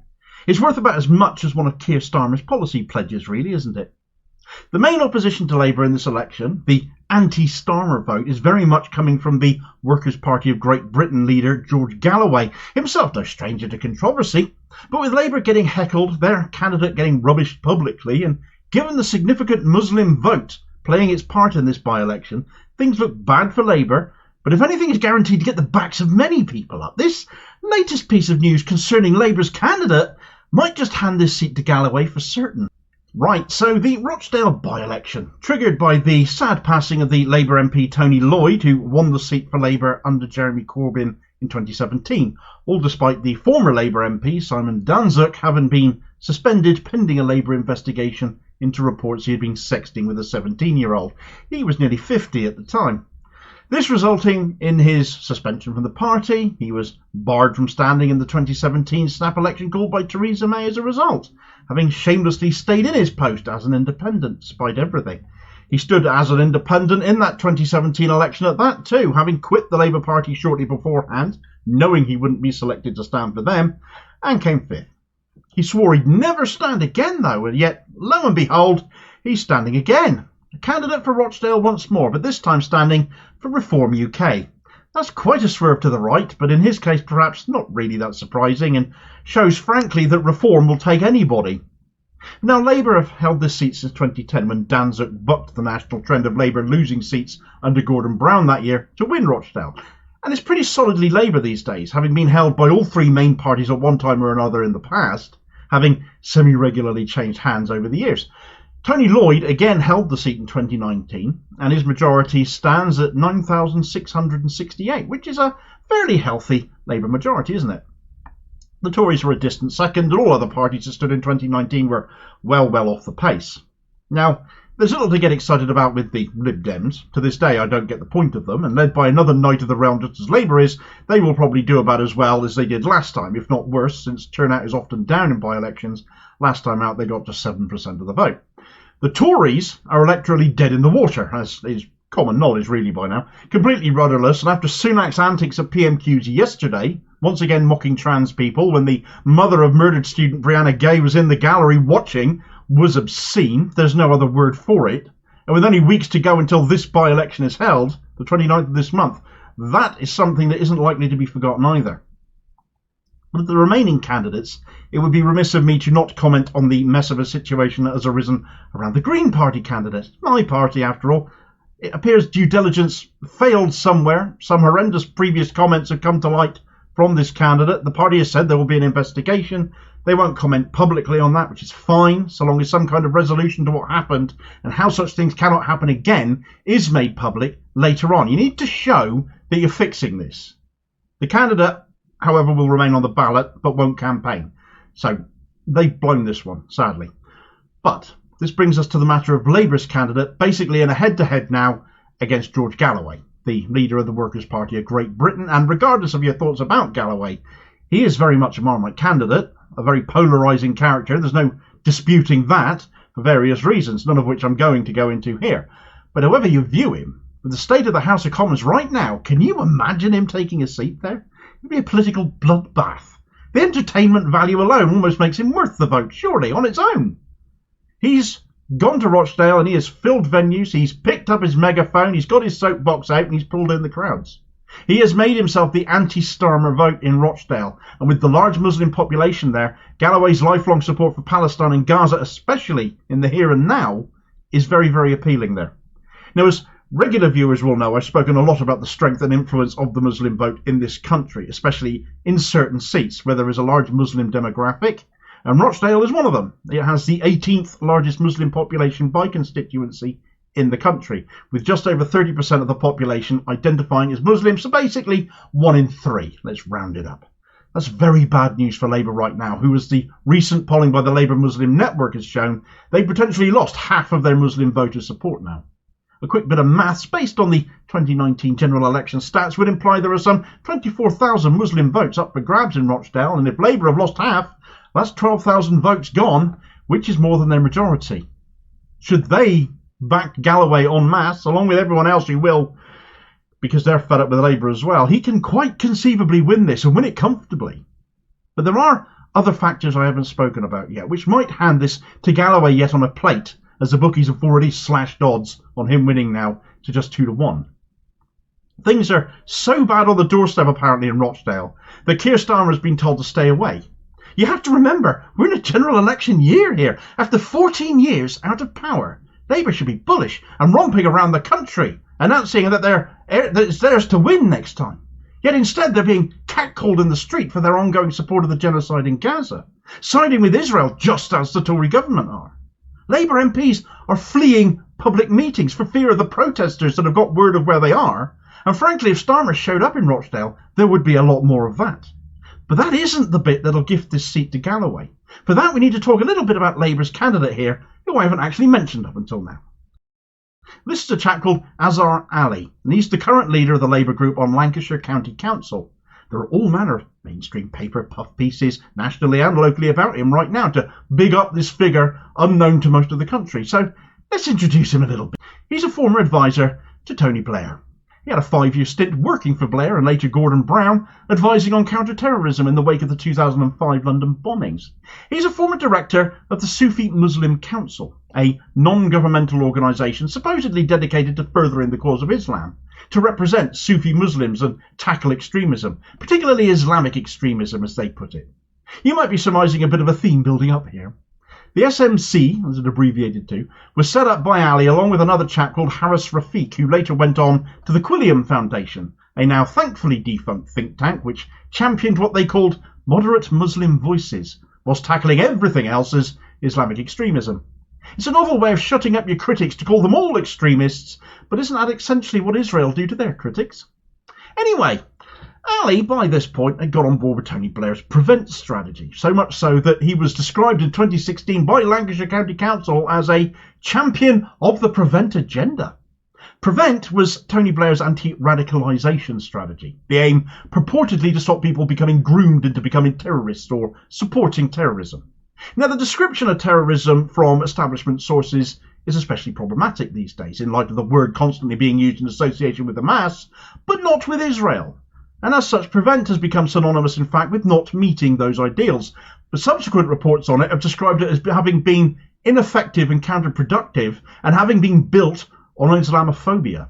Because just like Quilliam, it only found certain Muslim voices to be acceptable, and all others by default were extremist. So you got a Muslim chap in Azhar Ali championing, on the face of it at any rate, the dilution of Muslim voices via Prevent and the Sufi Muslim Council, which received funding as one of several national Prevent projects, funding for which purportedly ran to several £1,000s, or hundreds of thousands of pounds even. Another organisation, Cage International, who are an advocacy group helping communities impacted upon by the war on terror, rather interestingly, given the current political landscape, once said of the SMC that the Sufi Muslim Council was a state-sponsored effort celebrated by the pro-Israel Zionist Board of Deputies to engineer a politically acceptable Islam. It aligns perfectly with the aims of the Islamophobic Prevent programme. The Labour Party has, over the last 2 decades, been complicit in the genocide of the War on Terror that saw upwards of 1 million people killed, and now again through its unconditional support for Israel. Labour believes it can get away with assisting the genocide in Gaza by selecting party machine products with Muslim identities. Muslim communities must build power outside the broken Westminster bubble in order to protect our community and defend our common values. So does that sum up Azhar Ali then? A machine product Muslim working towards a form of acceptable Islam, with that acceptability being measured against what Israel will accept? It's actually him that has asked Keir Starmer to stay away from Rochdale until the day after the election, should he win, as his presence wouldn't help him given the large Muslim population in Rochdale. And to give an example of why this is such a big issue for Ali, here's how you deal with a Labour canvasser there right now. Hello? Hello? Yeah? Yeah? Madam. No, we don't support Zionists. Bye. Hey, We don't support Zionists. You can go away. thank you. We're not Zionists. Yes, you are. Sorry. Bye-bye. Yeah, okay, bye. If you're led by a Zionist without qualification, then the whole party is tainted by that. But let's be honest, Starmer is hardly the only one guilty. You have Labour Friends of Israel too. One such member being Louise Ellman. Have you heard of her? Formerly an MP, left the Labour Party, citing anti-Semitism under Corbyn, has come back under Starmer because he's much more her type. And here she is, pictured here with Azhar Ali. No smoke without fire here. You have a guy here who is a Muslim, is getting roasted publicly wherever he goes by other Muslims as he's campaigning, but one who has, on the face of it, spent his time in the Labour Party working towards an acceptable form of Islam rather than listening to all Muslim voices. And that acceptability appears to be being measured against whether the Zionist Labour Party and their Zionist supporters and backers find it acceptable or not, to then demand the rest of us, Muslims and non-Muslims alike, to accept that. Well, with anti-Zionism now a protected characteristic, none of us should pay the blindest heed to that notion any longer. And frankly, if the backstory to Labour's candidate were far more widely known about, George Galloway should win this and then some, thus proving independent candidates and those from smaller parties who position themselves on the side of what is right and what is just can and will defeat those in the main parties with their abhorrent agendas already bought and paid for by vested interests. And in that light, here's a video recommendation all about the British Palestinian woman looking to send Starmer's health privatising fanboy Wes Streeting packing from Parliament come the next election. Definitely somebody else to rally behind, and I'll hopefully catch you on the next vid. Cheers, folks.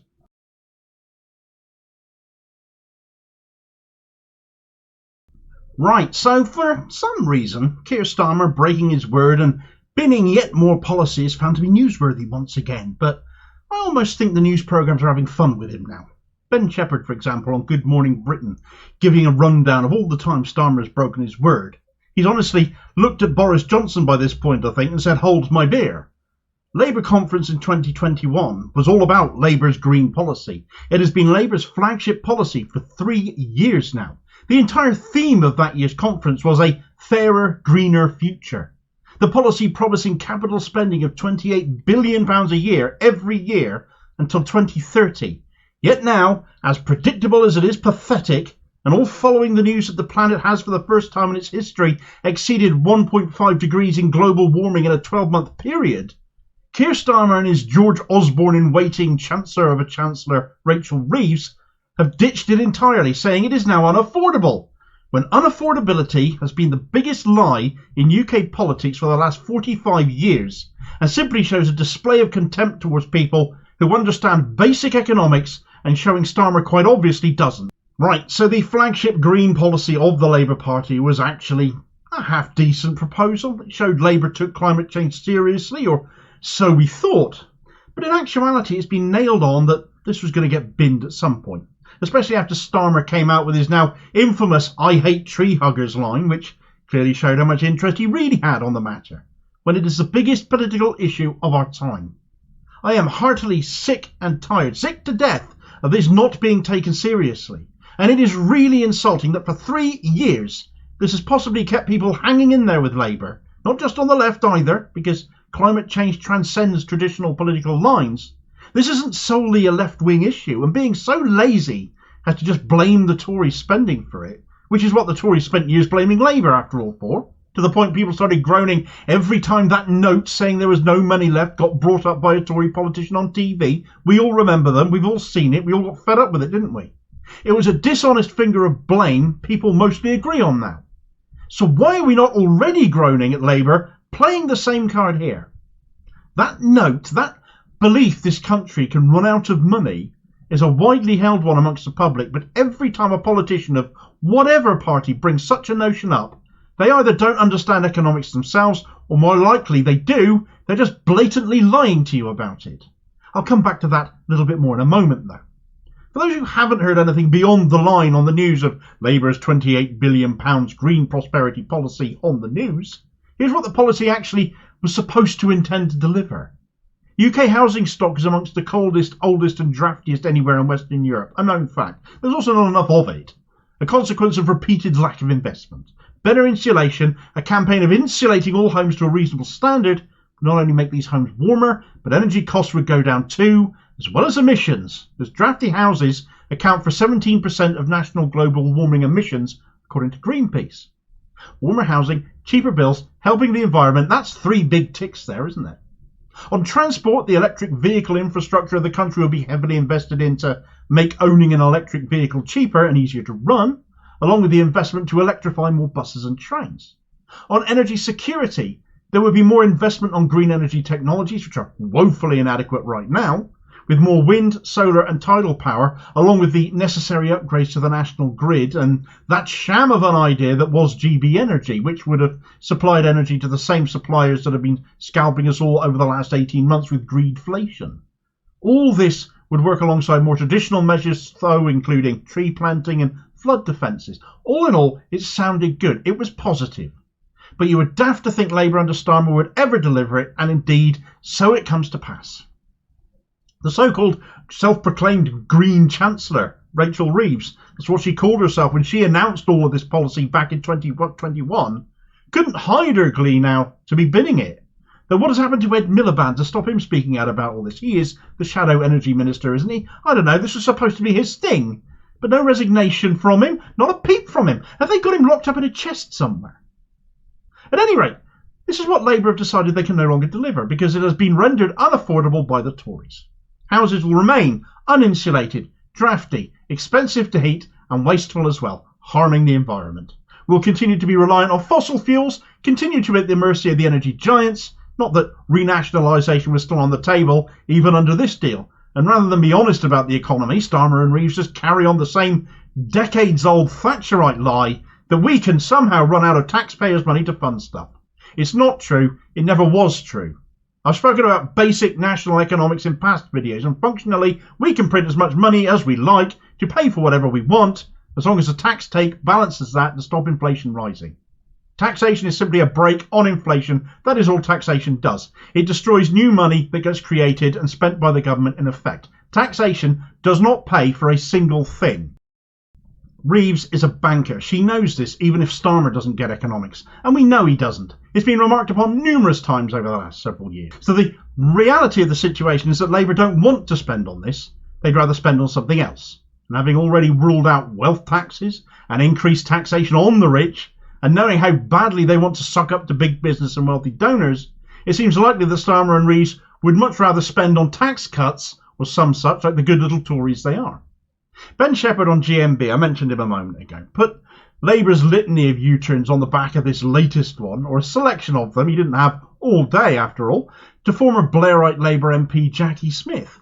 He spoke to her about the U-turns that Labour have done, and he spoke about the wealth tax and tuition fees and the charitable status of private schools and the nationalisation of public services that Starmer had gone back on his word on. All of this, as well as now on his green prosperity policy. And Smith's response really did sum up the attitude of Starmeroids in the Labour leadership, the contempt they have for all of us, frankly, because she sneeringly responded by saying, "I'm not sure any serious Labour politician ever said they were going to renationalise." A barbed jibe at Corbyn and those supporting him, still living rent-free in their heads as he does.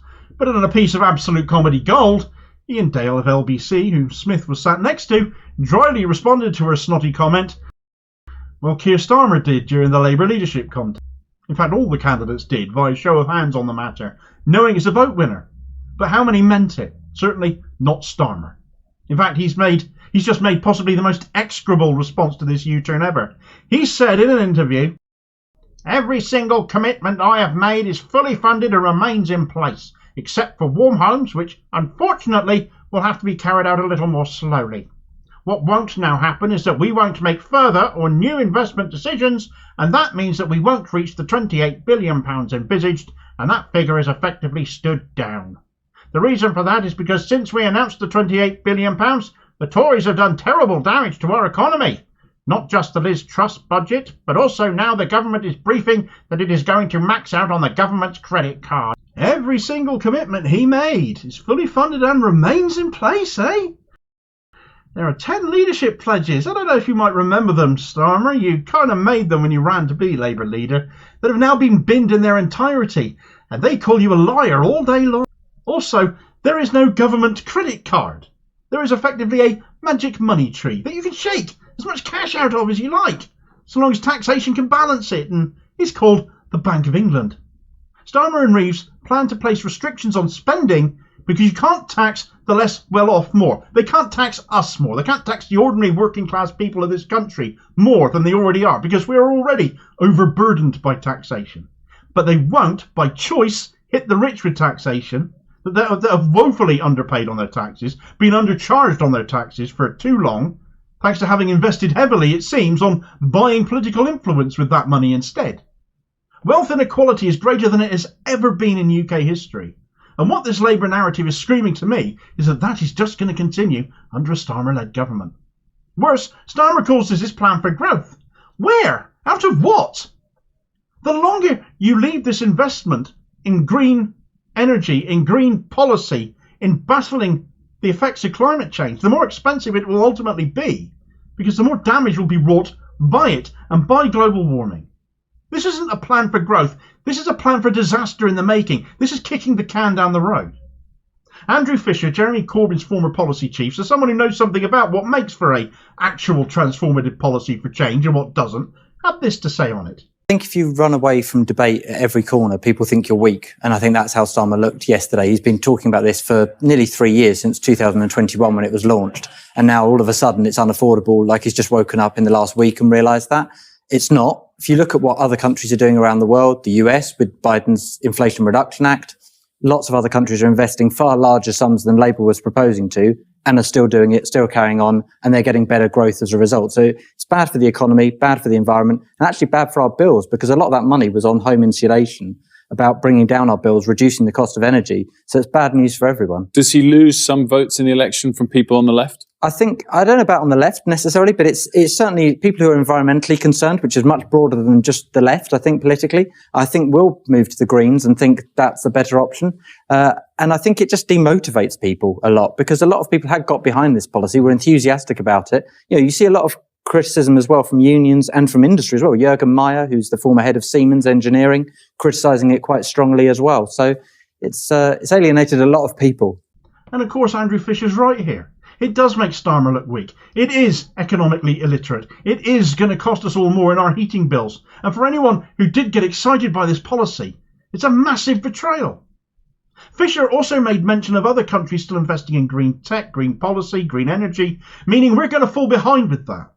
It's so short-sighted and so frustrating. If only there was a party here in this country that takes this issue as seriously as these others do in other nations. Oh, hang on, we do.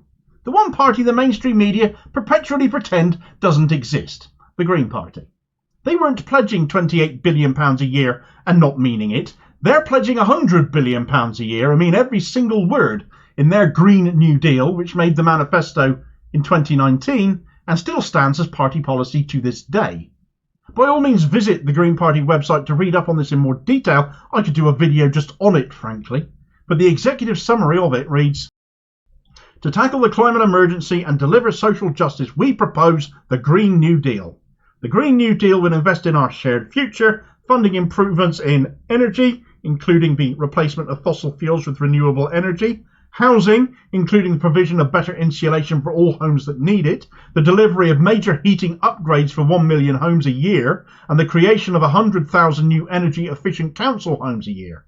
Transport, including the delivery of a public and sustainable transport revolution, which will allow people to travel cheaply and safely on new trains, buses, cycleways and footpaths.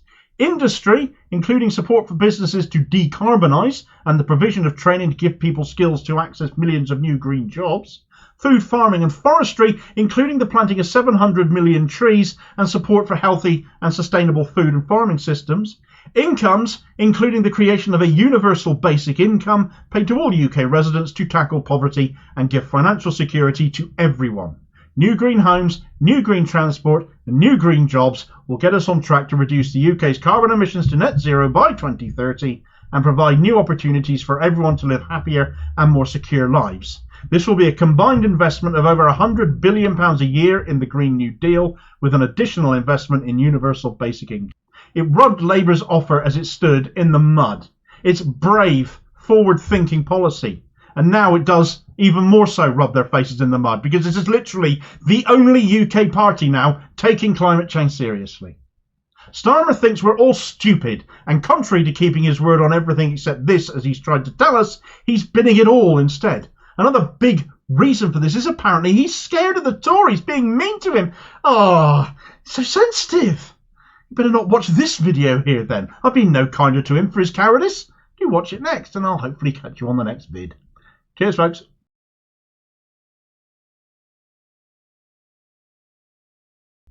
Right, so it was predictable, but Benjamin Netanyahu has of course rejected the Hamas proposed ceasefire deal because he won't stop until total victory. But what does total victory look like, really? Beating Hamas? He's killed and injured almost 5% of the entire population of Gaza already. How many more are going to die for him in his aim to achieve that? Especially now almost the entire population of the Gaza Strip is crammed into Rafah, more densely populated than ever before, with no escape and nowhere to go. But even if he eliminates Hamas, with whatever the civilian price that costs, it's a price we know he's happy to pay in both Palestinian lives and the lives of his own hostages. Why should anyone think that that is actually going to be the end? For Netanyahu to agree to peace is for him going to equal the end of his reign, because none of his hard-right coalition partners will agree to keep the coalition going unless Gaza is seized for Israel. Nothing less will satisfy the maniacs he's got into bed with. He'll never see power again thereafter. In fact, the inside of a prison cell looks more likely. So he cannot afford for this war to ever end. And if a wider escalation of violence in the Middle East is what it will take to stay in post, that's what he'll do. Who's going to stop him? Because right now nobody seems interested in dealing with the most unstable, unhinged element in the Middle East today, which is Netanyahu himself and his government. Right, so fundamentally the ceasefire deal proposed by Hamas has been dismissed by Netanyahu, not because it was unreasonable, but because he is. In the words of US politician Rashida Tlaib, when debating yet another aid package to Israel, which thankfully Congress binned off, no wonder Genocide Joe has avoided them 3 times already up till now, Netanyahu is a genocidal maniac. Who'd argue given the conduct of Israel over the last 4 months? We're sick of seeing the lifeless bodies of children all over social media, all for want of the world to get his act together and stop pandering to those doing the killing, let alone arming them as well. Hamas literally just offered a deal whereby there would be a ceasefire and a return of all the hostages they hold, and Netanyahu rejected it. I thought the whole point was to get the hostages back. It's actually that point which is destroying him most of all politically in Israel, because unlike him, most people in Israel actually place some value upon their own lives and the lives of their loved ones, and have gone to significant lengths to raise this point with other world leaders. Not their own, they've given up with him, but ones they hope can and will bring some pressure to bear. But of course that predicated on there being some global will to do that. Just in the last 24 hours, it is being reported that the families of hostages still being held in Gaza have met and spoken with the leaders of France, Spain, the UK, Qatar and Portugal as a for instance, wasting their time with Sunak, but such is their plight and their desperation for a progressive way forward. This news of the ceasefire deal failing has come out overnight as mediation talks between Hamas and Israel being conducted with the aid of Qatar and Egypt revealed that Hamas's proposal was for there to be a 135-day ceasefire, during which all hostages would be released in multiple stages, and in exchange Israel would pull out of Gaza, agree an end date on the war, and release the much greater number of Palestinian hostages they hold in their jails. Apparently the first 45-day phase of the ceasefire would see the release of all Israeli women hostages, men under 19, as well as the elderly and sick, in exchange for Palestinian women and children held in Israeli jails. This period would also include a withdrawal of Israeli troops from Gaza's most populated areas. The second phase would focus on the release of the remaining male hostages, together with a full Israeli military withdrawal from Gaza, as well as indirect talks for a permanent truce. The third phase would see the exchange of the remains of the dead. A source close to the negotiations apparently told Reuters that the Hamas proposal did not require a guarantee of a permanent ceasefire at the outset, but that an end to the war would have to be agreed before final hostages were freed. Hamas also wants guarantees that the ceasefire will be upheld. That's not an unreasonable thing to ask, is it? And not collapse as soon as hostages go free, because it's quite a big thing to ask for, isn't it really, since Israel repeatedly ignores such things.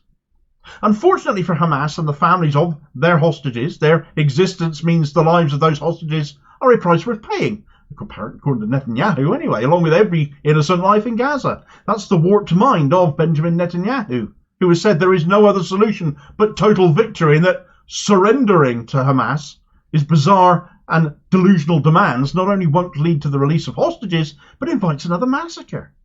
Well, evidence indicates many of those who died on the night of October 7th in that supposed massacre probably died as a result of Israeli fire, not Hamas. And the week-long ceasefire observed in November saw 100 Israeli captives released. So his comments are nonsense, and Hamas are calling it as such, referring to his actions and his words as political bravado. Netanyahu said, "If Hamas survives in Gaza, it's only a matter of time until the next massacre, and Iran's axis of evil alongside its proxies will continue this slaughter and aggression spree. Today I told Secretary of State Blinken that after we destroy Hamas, we will ensure that Gaza will be demilitarized forever. The history has already shown that there is only one power which can ensure that demilitarization can happen, the State of Israel, through the IDF and our security forces." Sure, but the trouble is the way the IDF and your security forces are conducting themselves, the way the State of Israel will ensure Gaza is demilitarized forever, is to leave nothing left alive. He had to drag Iran into this conversation as well, though, and herein lies the closest you'll find to anything resembling a nugget of truth and honesty in what he was saying, because in a not-so-subtle way, he will move on to the next enemy. There will be no end to the war. Even if he wipes Hamas out, the only way you will stop Gaza rising up again, because occupied people always will resist, it's their right, would be to take it over wholesale. His language is careful, though. It both implies he will take over Gaza and doesn't at the same time. And what I mean by that is it puts him in a position where he can reassure his coalition partners that that is still on the table as they want, whilst telling the US and others that he won't do that. It's not a game he can play forever, though, and his time in power has a clock on it, because I don't believe for one moment he'll be able to cobble together a coalition again. But let's say he does wipe out Hamas. He'll just move on to Hezbollah next in Lebanon, perhaps Syria. The point is, there will always be another enemy to deal with, another war to be had, another Iran proxy, another conflict, so this one actually never ends. Perhaps he'll dodge elections entirely and excuse that as being due to ongoing conflict. Whatever it takes to stay out of jail and stay in power, right? Who'd put it past him, would you? The point is, though, that the first duty of a government should be to its people, and therefore whatever it takes to get those hostages held in Gaza home should be the Israeli government's priority, should be Netanyahu's priority. But it blatantly isn't. His priority is himself. And it really is past time world leaders realise they're dealing with a despot in Israel and work towards a change in who is in charge so that some progressive sense of this ending can actually come about. The alternative is relying on Joe Biden to see sense, and for all sorts of reasons, that isn't ever going to happen. Additional funding to Israel being held up in Congress was welcome, but we need to see a lot more of that. These things shouldn't be coming to Congress at all because they shouldn't be offering any more money or arms or whatever. It's annoying though because Biden could stop this overnight by cutting Israel off. Utterly reliant on the US for arms and funding no matter how much Netanyahu's hard-right idiots attack the US as well. It's a fact. The knock-on effect would be Netanyahu brought down faster. His days are numbered. He's just using every military card in the deck to delay the inevitable. The deal Hamas put forward is exactly what the families of those Israeli hostages wanted to hear. But Netanyahu isn't listening. Frankly, nothing they offered would ever make him listen, and that's the truth of the matter. You can't negotiate with madmen, and sadly that is what is still being attempted right now. As more strikes on Rafah leave dozens more dead, and the same will continue day after day after day until something is done about him and the rest of this Israeli government, because until that is dealt with, there can be no peace and no end to what we're witnessing. It's little wonder, therefore, that aiding and abetting Netanyahu's regime is complicity in genocide, court case stuff, and now both the US and the UK can expect a day in the Hague themselves, in the uncomfortable shoes that Israel were in last month, as South Africa builds a big fat case against the pair of them for enabling this genocide to continue, for not cutting Israel off from arms and military aid. You can find out all about that news on this video here, and I'll hopefully catch you on the next vid. Cheers, folks.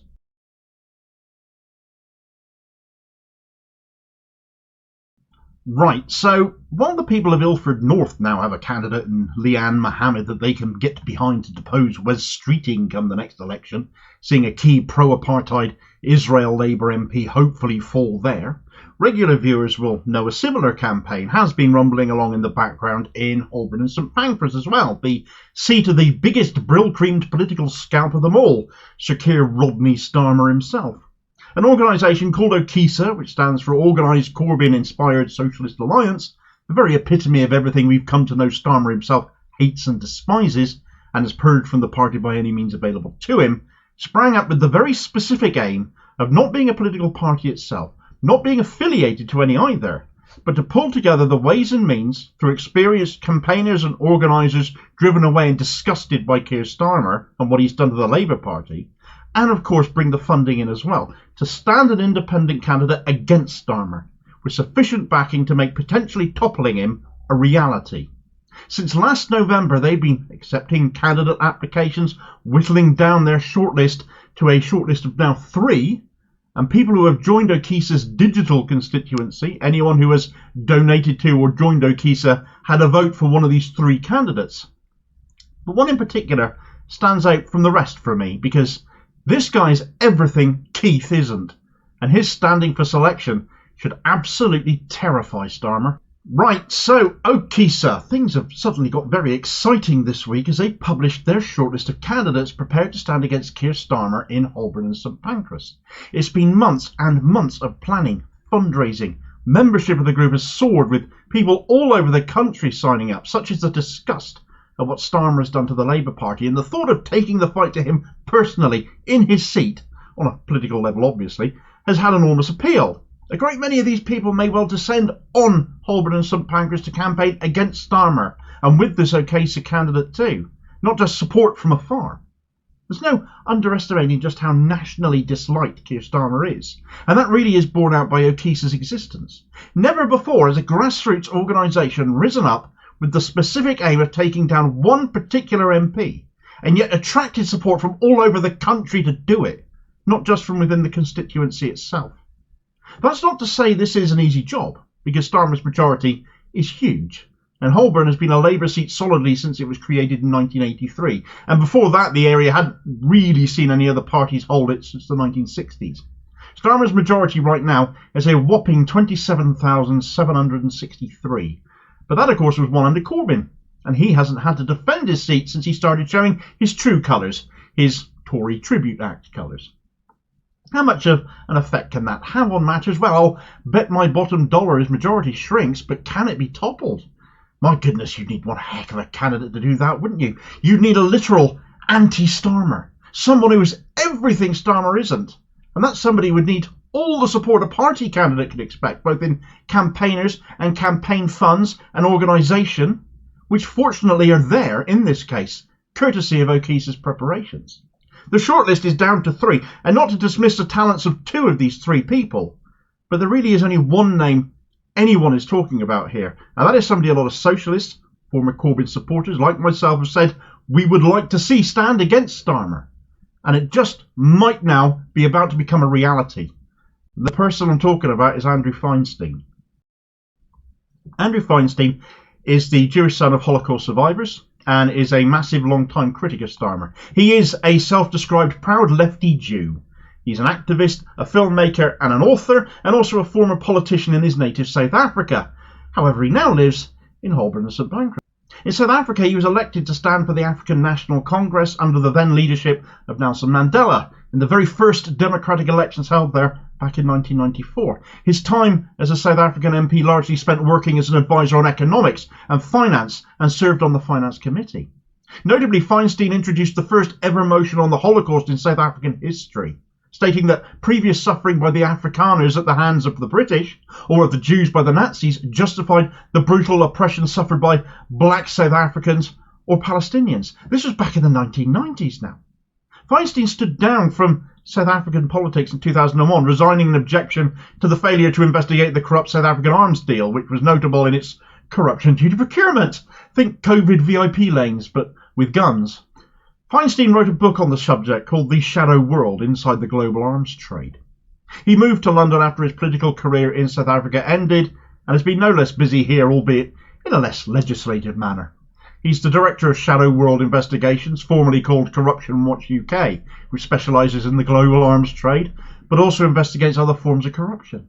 He's also a board member of one of my favourite alternative news outlets, Declassified UK. He's a staunch opponent of apartheid in all its forms, a lifelong supporter of the plight of the Palestinian people, which his native South Africa have shown too, by taking Israel to the International Court of Justice. So we have a Corbyn-supporting, economically competent, I assume former Labour member at this point, former anti-apartheid politician who recognises that same apartheid in Palestine and is very much still against it, obviously, but who also happens to be Jewish and has spent decades campaigning against arming corrupt regimes and the corruption that goes on within the global arms trade. Now set that against Starmer, a pro-Israel, economically incompetent, stuffed Palestine weaponiser of anti-Semitism, whose policies appear to be dictated by whoever is opening their chequebook. He might have a big majority, but he'll have a massive problem on his hands if Feinstein is selected to stand as O'Keefe's candidate, and I believe we will find that out tomorrow, which will be on Sunday the 11th of February at time of writing, on the Not the Andrew Marr Show, who it is. But as one of Starmer's constituents, Feinstein has been a vocal critic of his MP, even from the point Starmer took over from Jeremy Corbyn, calling him inauthentic and lacking charisma. Well, I disagree with that.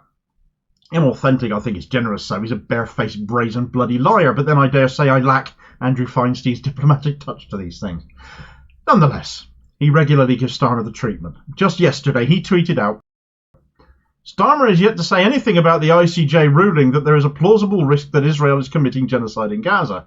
A human rights lawyer who has lost all humanity. He's also been out regularly on all of those pro-Palestine marches that have been going through London and recently spoke to Migration Films whilst on one about the recent ICJ ruling against Israel. And on that he said, so many people are now seeing Israel for what it is. And what it is right now is a genocidal rogue state. The ruling, we knew that Israel would ignore it. How did we know? Because they told us so. Just as how do we know they are perpetrating a genocide in Gaza? Because their president, their prime minister, the head of the IDF have all told us so.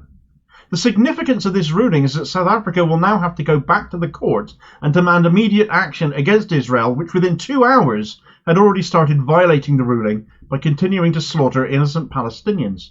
But there is an even broader importance of that ruling, is it makes it incredibly difficult legally for our governments in the UK, the United States, Germany, and across Western Europe to continue to provide the weapons that are being used to slaughter Palestinians. So now we, as the people who pay our politicians' salaries, we have to tell them over and over again that what they are doing is not in our name. They've got to stop selling arms to Israel, and they've got to call a ceasefire now. And we have got to ensure that whenever there are elections, nobody who has not supported the ceasefire should be voted for unless they are behind the call for an immediate ceasefire, and have been since this genocide started, and if they demand an end to British arms sales to Israel. Holborn and St Pancras have a very special opportunity, potentially, a very special candidate if Feinstein comes out on top of the OKISA selections tomorrow, as I sincerely hope he does. The For the Many network, the left-wing grassroots alliance seeking to unite the left again, have already endorsed Andrew Feinstein as their choice. And honestly, if anyone aside from Jeremy Corbyn himself has what it takes to take down Starmer and that massive majority he still enjoys, Andrew Feinstein absolutely can. It's been a very exciting development this week to discover that he put himself forward for this. Should he get the candidacy, things will get very, very exciting for once around Keir Starmer, something we rarely ever are able to say. Meanwhile, however, we don't need to wait that long to potentially see a large majority fall, as Labour hanging on to the seat of Rochdale in a general election year, having been 14 years out of power, as they should be looking forward to increasing that majority, instead looks rather ropey, as George Galloway may well snatch it away from them, and deservedly so, given the Tory-esque conduct of the Starmer regime. You can find out all about that story on this video here. Well worth a watch even if I say it myself, and I'll hopefully catch you on the next vid. Cheers, folks.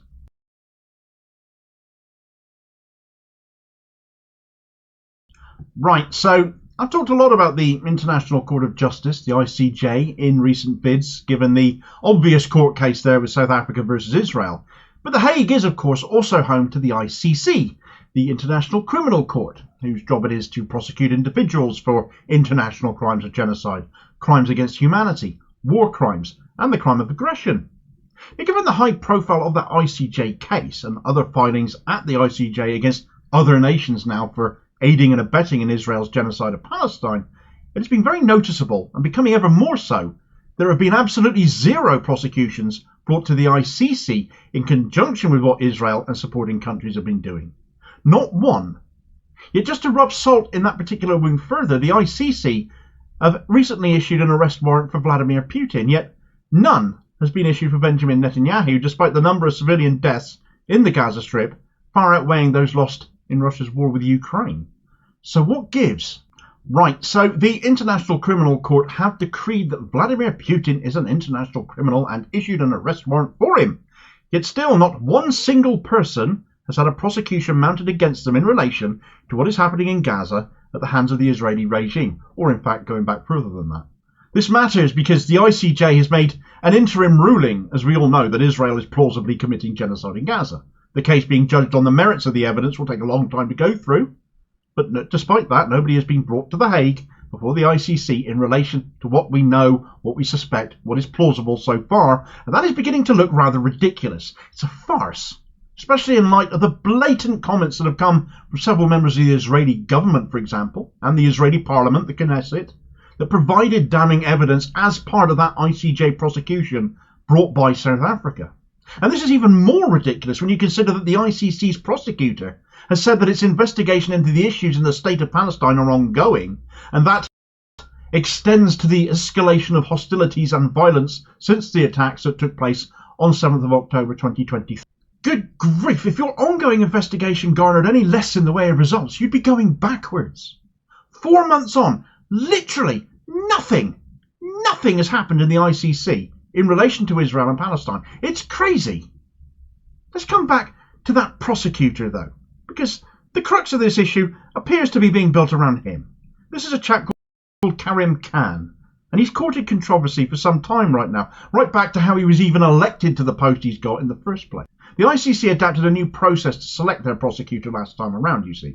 A committee that was delegated this responsibility, ultimately meaning fewer people were concerned with sorting this out, if you like. It went badly as a result. A shortlist was produced. Khan, who was the UK's nomination, wasn't on it. Nation-states complained about the lack of choice and poor vetting process, having put forward relatively inexperienced candidates, so selection got reopened and Khan was eventually chosen after several rounds of voting. Civil rights groups complained about poor vetting as well, not to mention serious allegations levelled at several of the candidates. The whole process was an absolute mess. The ICC prosecutor holds their post for a 9-year term. Karim Khan was elected in 2021, so he's there until 2030.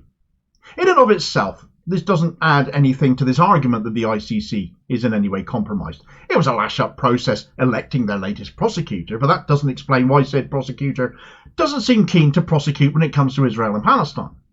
Except that he is when he wants to be. Let's have a better look at this guy. Khan was the UN Assistant Secretary General at the time of his appointment to the ICC. He was also head of the UN investigative team to promote accountability for Daesh/ISIL crimes, UNITAD. He's also a KC, King's Counsel. Now, as I said before, he was the UK nomination. He was the Tory government's choice. And at that point, it was, of course, the batshit government of Boris Johnson. This was covered by The Economist. The first paragraph of this article does really sort of imply how things may have ended up panning out. It read, Boris Johnson's government was cock-a-hoop. The election on February 12th of Karim Khan, a British barrister, as Chief Prosecutor for the International Criminal Court, ICC, in The Hague, was surely a sign that Britain still had diplomatic heft post-Brexit. Mr. Khan's appointment would be pivotal in ensuring we hold those responsible for the most heinous crimes to account, beamed Dominic Raab, the Foreign Secretary. Others say Mr. Khan's appointment is less a diplomatic coup for Britain than for Kenya, whose government has done so much damage to the ICC's credibility. As a result, some fret that Mr. Khan may not be the champion of the downtrodden the post demands.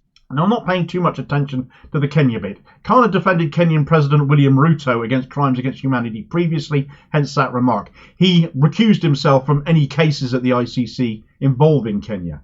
However, it does put a cloud over his head in light of what he might choose to prioritise. And perhaps crimes against humanity, fighting for the little guy, as he once defended somebody over who would be accused of such things, aren't necessarily it, and with no action regarding Israeli individuals on this front so far forthcoming, that cloud has grown ever darker. It might get positively thunderous yet. There's more to come. So the Tories love him. Could he be compromised because of that? Dominic Raab's then Foreign Office reported Khan's appointment as being one of the key moments of 2020-2021 for them. Now, as I said a moment ago, he can act quickly when it suits him, and what suits him might appear to be what the Tory government want from him.